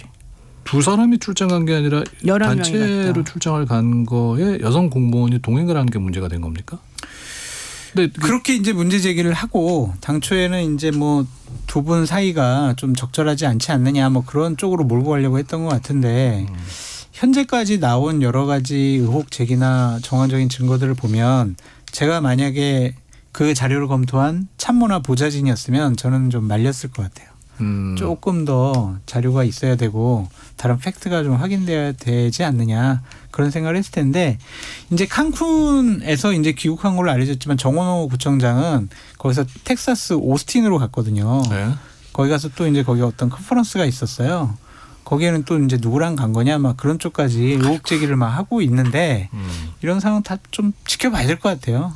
그냥 이것만 가지고 터뜨렸다면 김재섭 의원과 그 참모들은 조금 좀 적절하지 않은 행동을 하지 않았을까 그런 생각이 듭니다. 마지막으로 윤석열 전 대통령이 수감 생활을 너무 잘하고 있다는 소식이 들어와서 돈벌이 수단으로. 아니 근데 진짜 이 부분은 정말 대단한 것 같아요. 영치금이 뭐 어마어마하다. 12억 원이 들어왔다. 지난 8개월 동안. 이게 계산을 해봤더니요. 이게 두 군데 그러니까 박은정 의원실하고 그 김영민 의원실에서 각각 이걸 얘기를 했는데 그 보도한 데가 다르더라고요. 한 군데는 3월 9일까지의 돈을 기준으로 해서 얘기를 하고 한 군데는 3월 15일까지 기준으로 했어요.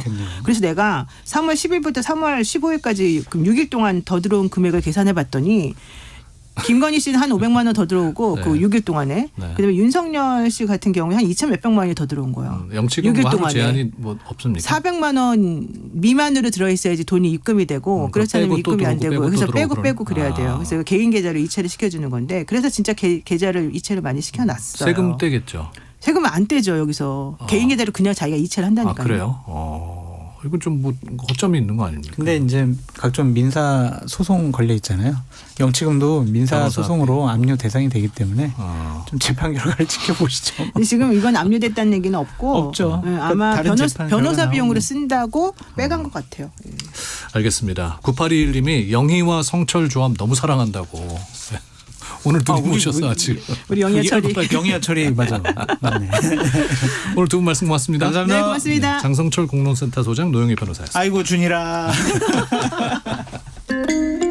넘치는 정보 속 필승 전략. 당신의 갓생을 위한 일타쌍피 요약본. KBS 1라디오 세상의 모든 정보 윤인구입니다. KBS 1라디오는 청취자 여러분과 함께합니다. 지금 휴대전화를 열어 참여해주세요. 문자번호 샵9730, 샵9730. 짧은 문자는 50원, 긴 문자는 100원의 정보 이용료가 있고요. KBS 콩 어플리케이션, 일라디오 유튜브 채널을 통해서는 무료로 참여하실 수 있습니다.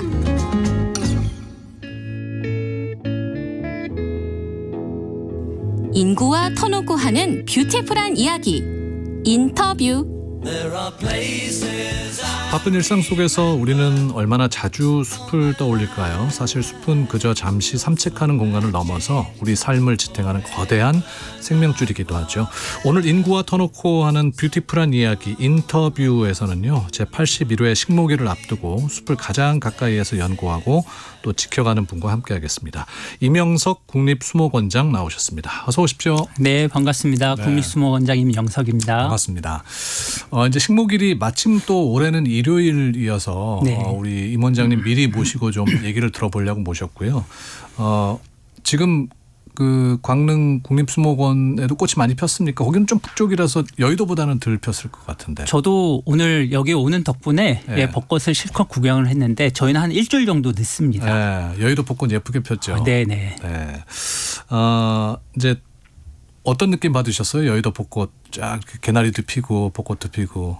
아, 역시 꽃이 주는 그 느낌. 그래서 우리가 그렇게 꽃이 필 때마다 여행들 가기도 하고 꽃 앞에서 사진도 많이 찍고 이런 것들이 매우 자연스럽게 일어나는구나를 더 느끼게 되는 것 같아요. 네. 이렇게 만개한 경우를 저도 오래간만에 보게 되거든요. 예. 국립수목원장께서 그 꽃 문양이 있는 김장 네. 조끼 입으시니까 잘 어울리시네. 네, 감사합니다. 근데 저는 궁금한 게 왜 꽃과 나무와 이렇게 평생 인연을 맺게 됐는지 궁금합니다. 사실 저희 아버님께서 좀 영향을 끼쳐 주셨어요. 저희 아버님도 그래요? 관련된 일을 하셨었고 그러다 보니까 어릴 때부터 자연을 보는 것이 되게 익숙했었던 것 같습니다. 네. 제가 태어난 곳이 지금의 에버랜드 그 사원주택에서 태어나다 보니까 그 늘상 보던 것이 자연이었었고 꽃과 나무였었고요. 그러다 보니까 자연스러운 전공 선택도 그렇게 했었고요. 그 덕분에 지금은 국립수목원이라는 너무나도 아름다운 곳에서 일을 하고 있습니다. 그 아버님께서 제가 어디 기사 읽기로는 그 에버랜드의 조경을 담당하셨었고, 네, 맞습니다. 그러니까 대를 이어서 이제 또 아들은 이 국가적인 정원을 관리하는 네. 산림청 공무원. 네, 맞습니다. 지금 잠깐 이제 외부 기관에 나와 있는. 네, 산림청 소속 기관입니다. 소속 저희 기관 국립수목원이. 이군요. 네. 국립수목원이 어디 있는지 좀 궁금하시는 분들이 많이 계실 것 같아요. 국립수목원 좀 소개 좀 해주세요. 네, 국립수목원을 얘기를 하면 광릉수목원을 오히려 좀 떠올리시는 그렇죠. 분들이 많으신 것 같아요. 예. 그러니까 세조대왕의 능인 광릉에 그 세조대왕이 돌아가시고 나서 그 아내인 정의왕후가 이 숲을 너무 내 남편이 사랑했었던 기억을 되새기면서 그것을 왕실 부속림으로 지정을 했습니다. 그게 오래된 1468년이기 때문에 벌써 한 560년 전 이야기죠. 그때부터 이렇게 잘 보존이 되어 있었고요. 일제강점기 때는 임업 연구를 시작을 했었던 곳이어서 또 일제 목재 수탈을 막을 수가 있었습니다. 우리나라에서 그 올림픽을 유치를 하고 나서 그래도 네. 수도권 주변에 국가의 수목원이 필요하다라는 의견이 있어서 저희가 광릉수목원을 만들게 되었었고요. 그리고 나서 이후에 생물 다양성의 어떤 위기나 생물 다양성이 너무 중요해지니까 김영삼 대통령께서 국립수목원, 그래서 생물을 연구를 하는 수목원을 지으면서 그곳에 관리를 더 철저히 해라라고 해서 1999년부터 국립수목원이 지금에 이르고 있습니다. 그러니까 우리가 광릉수목원으로 많이 인식하고 네. 있는 게 맞는 거네요. 네, 그러니까 맞습니다. 오랫동안 광릉수목원으로 불려오다가 네, 네. 90년대 후반에 국립수목원이란 이름으로 탄생을 하게 됐고. 그러면서 이제 별도의 기관이 되면서 저희가 보다 전문적인 연구기관으로서 자리매김을 하게 된 거죠. 네. 근데 이제 전국에 수목원이 참 많은 걸로 알고 네. 있는데 그 중에서도 이 국립수목원은 약간 국가대표급 수목원이다. 라고 이제 원장님이 얘기하고 싶다고 네네. 신문지에 적혀 있어서 왜 그렇게 얘기하시는 건지 궁금해요. 전국에 73개의 수목원이 있는데요. 많군요. 네, 그중에서 저처럼 국가직 공무원이 직접 운영을 하는 수목원은 국립수목원 하나밖에 없습니다. 그래요. 아무래도 앞서 말씀드린 것처럼 광릉숲이 가지고 있는 그런 역사와 전통성도 있고요. 아주 많은 또 식물들이 자리매김을 하고 있습니다. 네. 무엇보다도 최근 들어서는 이런 지구 환경의 위기가 글로벌 환경 위기로 돼서 많은 국가별로 협력들도 하고 있거든요. 중복보전이나 공동 연구 이런 걸 했었을 때 그래도 대한민국을 대표해서 여러 국가들 그리고 다른 나라의 수목원들하고도 교류를 하면서 그래도 우리가 대한민국을 대표하는 수목원은 국립수목원이다. 이런 것들을 좀 널리 알리고 싶은 그 마음이 있습니다. 네. 지금 얘기 하다 보니까 그 앞에 놓인 화분을 제가 인식을 못하고 있었는데 네. 이거 원장님이 들고 오신 거죠? 네. 뭐예요? 빈손으로 오기는 좀 그래서 요새 그래도 많은 분들이 자연을 또 접하기 어려울 때는 반려식물에 대한 관심들이 있잖아요. 이 식물은 마가목입니다. 올해가 말해이기 때문에 모든 식물들을 보면 그 식물들마다의 또 이름이 있거든요. 예, 이것은 겨울 눈이 말의 이빨하고 닮았다라고 해서 마가목에서 시작돼서 마가목인데요. 오늘 기왕이면 이런 반려식물도 하나 소개를 해드릴 겸 또 놓고 가려고 가지고 왔습니다. 야, 우리가 또 유튜브로도 보이는 라디오 하는 거 아시고 또 설정으로 딱 네. 마침 또 가져오셨네. 네. 근데 마가목이 저렇게 이제 지금 작은 겁니까? 분재로 해서 작은 겁니까? 이게 또 이게 좀 자라게 되는데요. 네. 어느 정도 자라게 되면은 그거는 취향에 따라서 또 정원수로도 이식을 하셔도 되고요. 이렇게 관리를 하면서 적정한 크기로도 관리가 가능합니다. 예쁘다. 말해해 마가목. 네, 맞습니다. 또 유튜브로 보시는 분들은 아름다운 마가목을 감상하시기 바랍니다. 저도 이제 국립수목원 가봤거든요. 네. 이렇게 보니까 대통령이 심은 나무, 대통령이 식수한 나무들이 이렇게 모여 있는 정원이 따로 있던데요. 네네. 네, 거기 설명 좀 해주세요. 대통령들이 와서 직접 이렇게 심으신 거예요? 네, 맞습니다.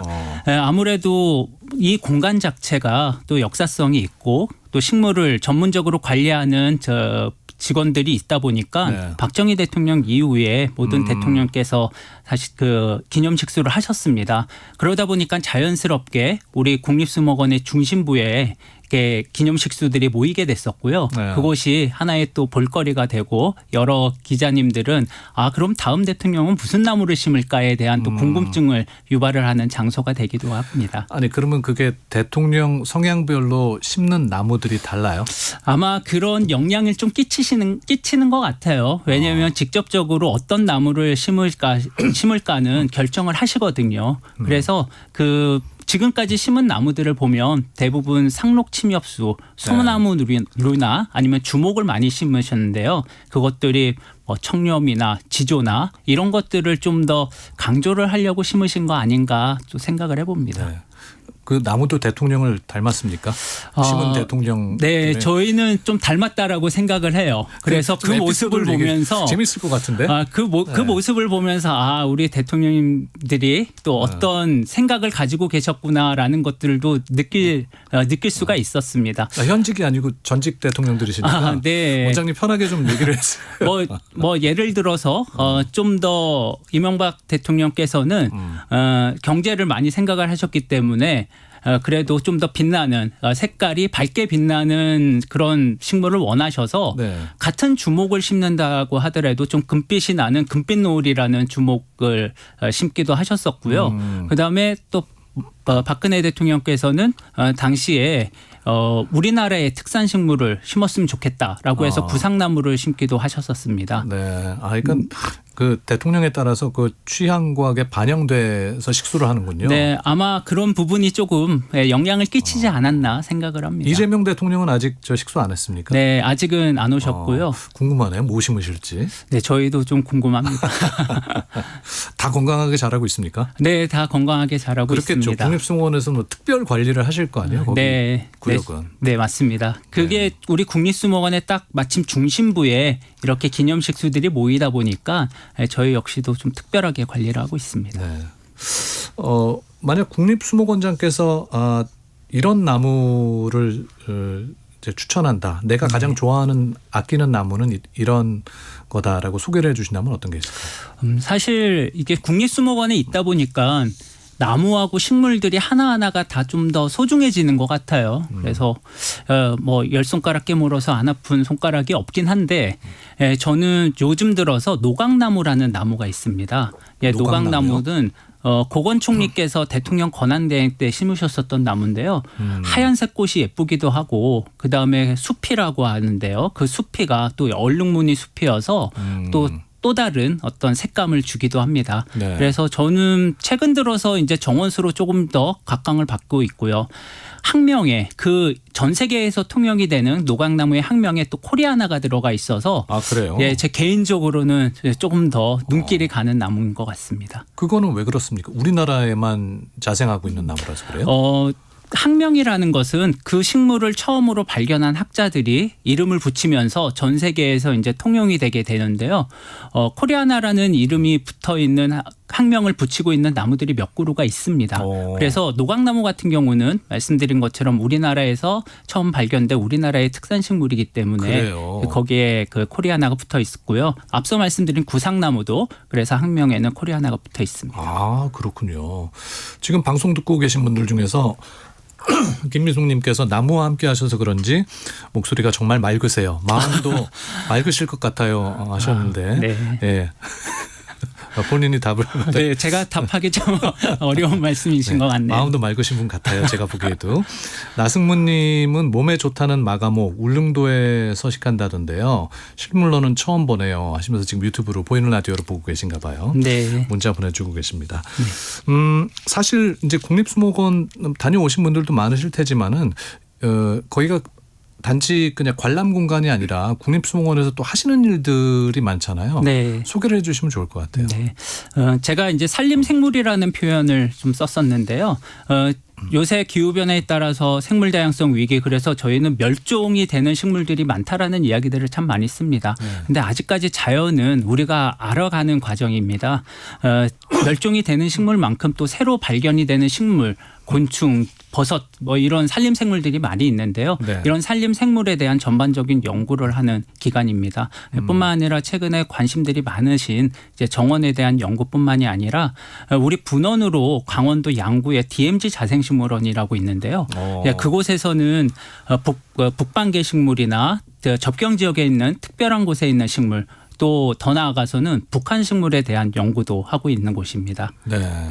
바쁘시겠네요. 분원도 있고 그러면 또 거기도 다녀오시고 그래야 될 거 아니에요. 네, 뭐 분원뿐만 아니라 저희가 그 양구에서 제주도까지 우리나라 전역에 걸친 산림생물에 대한 연구를 하고 있다라고 아시면 좋을 것 같습니다. 네, 저는 이것도 처음 알았습니다. 벚꽃 개화지도도 수목원의 네. 데이터를 통해서 만들어진다면서요? 네, 맞습니다. 우리가 보통 꽃이 피고 잎이 나고 그리고 단풍이 지고 뭐 낙엽이 지는 이런 현상들은 일련적으로 저희가 페놀로지라고 해서 식물 계절 현상이라는 표현을 쓰는데요.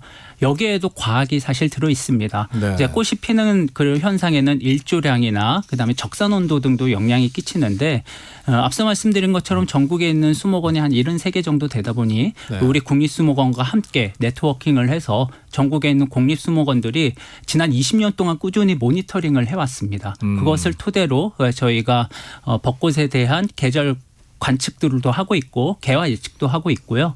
이제 최근 들어서는 이제 DNA 상에 그리고 개화를 유발을 하는 RNA에 대한 연구까지도 진행을 하고 있습니다. 네.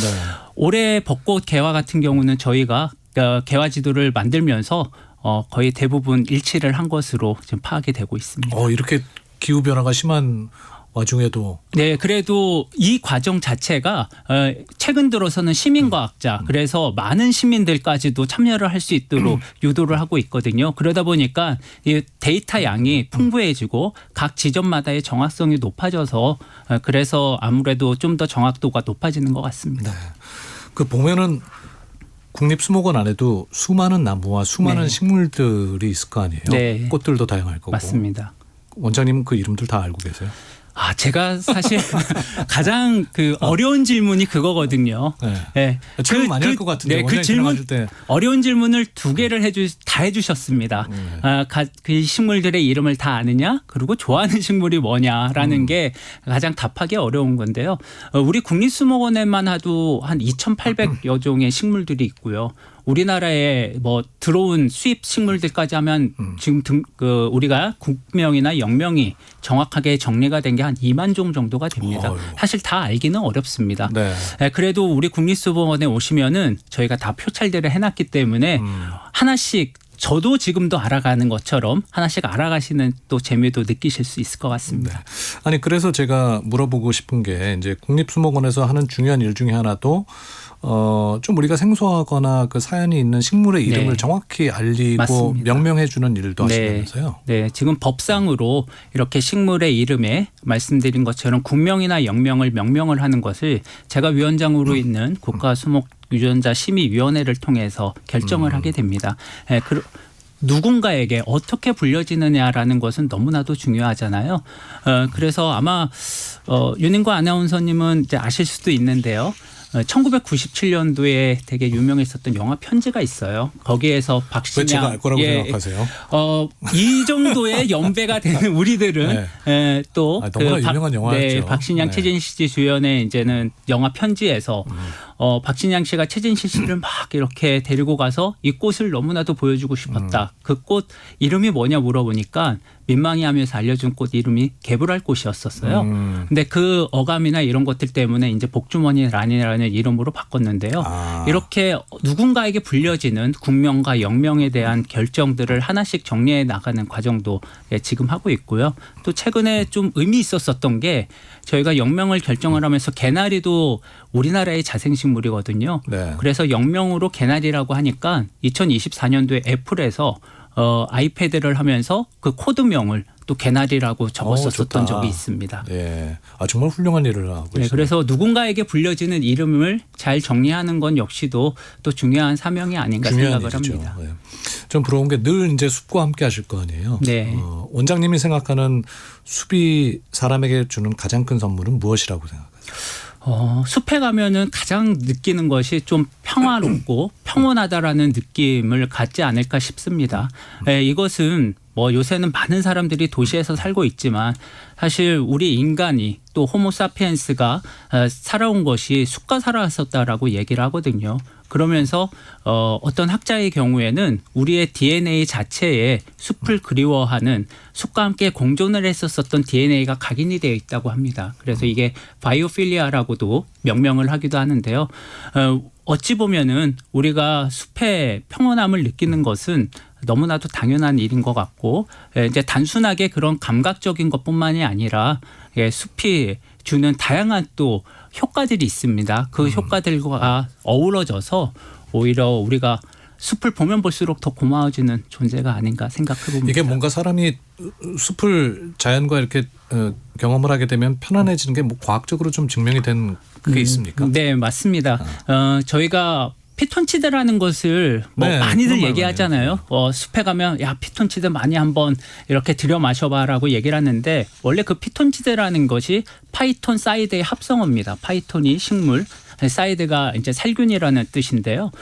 그런 것처럼 원래의 피톤치드는 식물이 내뿜는 어찌 보면 살균제와 같은 역할이 우리 인간에게는 면역력을 증가시키는 그런 좋은 효능으로 작용이 되고 있는 거죠. 뿐만이 아니라 계곡 같은 곳에서 느낄 수 있는 음이온과 오감을 자극을 할 수도 있고요. 숲을 가면 자연스럽게 우리가 걷게 되면서 운동요법도 하게 됩니다. 네. 여러 선진국에서는 뭐 산림욕이나 산림치유 등으로서 적극 사용을 하고 있고 우리나라에서도 최근 들어서는 그것이 많이 곽광을 받으면서 과학적으로도 연구를 계속하고 있습니다. 그러니까 숲을 가면 기분이 좋아지는 이유가 있는 거군요. 그럼요. 오감을 자극을 할 수 있는 여러 요소들이 함께 어우러진 공간이 숲이라고 아시면 좋을 것 같습니다. 그 청취자 4118님께서 주신 질문인데요. 40대 가장이라고 하시면서 바빠서 자연을 즐길 시간이 없는데 일상 속에서 짧게라도 숲을 느낄 수 있는 방법은 뭘까요? 물어보셨습니다. 네. 저하고 비슷한 세대의 공감대를 가지고 가신 분이신 것 같은데요. 아마 요새 40, 50대 분들이 가장 좀 바쁘기도 하고 좀 제 정신적인 스트레스도 많으실 것 같은데 당연히 추천을 해드리고 싶은 거는 아주 짧게라도 주변에 계신 공원이나 정원 또 수목원을 방문하시는 것을 추천을 드립니다. 만약에 그것이 정 어려우시면 제가 이렇게 가지고 온 것처럼 반려식물을 집에서 한 그루씩 키워보는 것도 좋은 방법이 될 것 같아요. 네, 그러면서 이 식물과의 교감을 하나씩 해나가고요. 특히 최근 들어서는 뭐 숲이 좋다라고 해서 숲을 찾아가면서도 핸드폰을 보시는 분들이 많은데 최소한 우리가 녹지와 숲 정원을 찾을 때는 디지털 디톡스를 한번 해보시면 효과가 맞아요. 있으실 것 같습니다. 아마 마지막 질문이 될 것 같은데요. 우리 국립수목원장이신 임영석 원장께서는 나무 심기도 중요하지만 내나무 심기도 굉장히 중요하다. 그래서 그 프로젝트를 진행 중이고요. 네, 맞습니다. 네. 예, 나무를 심는 것은 너무나도 중요하죠. 그거는 예나 지금이나 마찬가지인 것 같습니다. 근데 제가 방금 말씀드린 것처럼 나무와의 교감도 상당히 중요한 것 같고요. 이런 것들을 뭐 우리하고 가까이 있는 하버드대학교 아놀드 수목원에서도 뭐 트리라는 과목을 통해서 학생들에게 계속 전달을 하고 있다고 해요. 예, 우리 수목원에 있는 직원들하고도 나무와의 교감을 이야기를 해보니까 그 감동의 정도가 많이 다른 것을 스스로도 느끼고 있었다고 전해주거든요. 나무를 이렇게 바라보면서 나무에게 나만의 나무를 하나씩 가져보는 것, 그런 것은 심는 것만큼이나 이제 또 중요하고 또 새로운 하나의 친구들을 만들어 가면서 교감을 하는, 그래서 그러니까요. 어린 왕자가 장미와의 교감을 결국에 이뤄냈듯이 그 과정을 한번 가져보는 것이 좋을 어딘가에 것 내 같습니다. 나무가 있다는 거 굉장히 행복한 일일 것 같습니다. 그럼요. 네. 5988님, 2933님 문자 보내주셔서 감사드리고요. 오늘 국립수목원 임영석 원장과 함께 이야기 나눴습니다. 고맙습니다. 네, 감사합니다. 세상의 모든 정보 윤인구입니다. 마치겠습니다. 여러분의 내일을 기대합니다.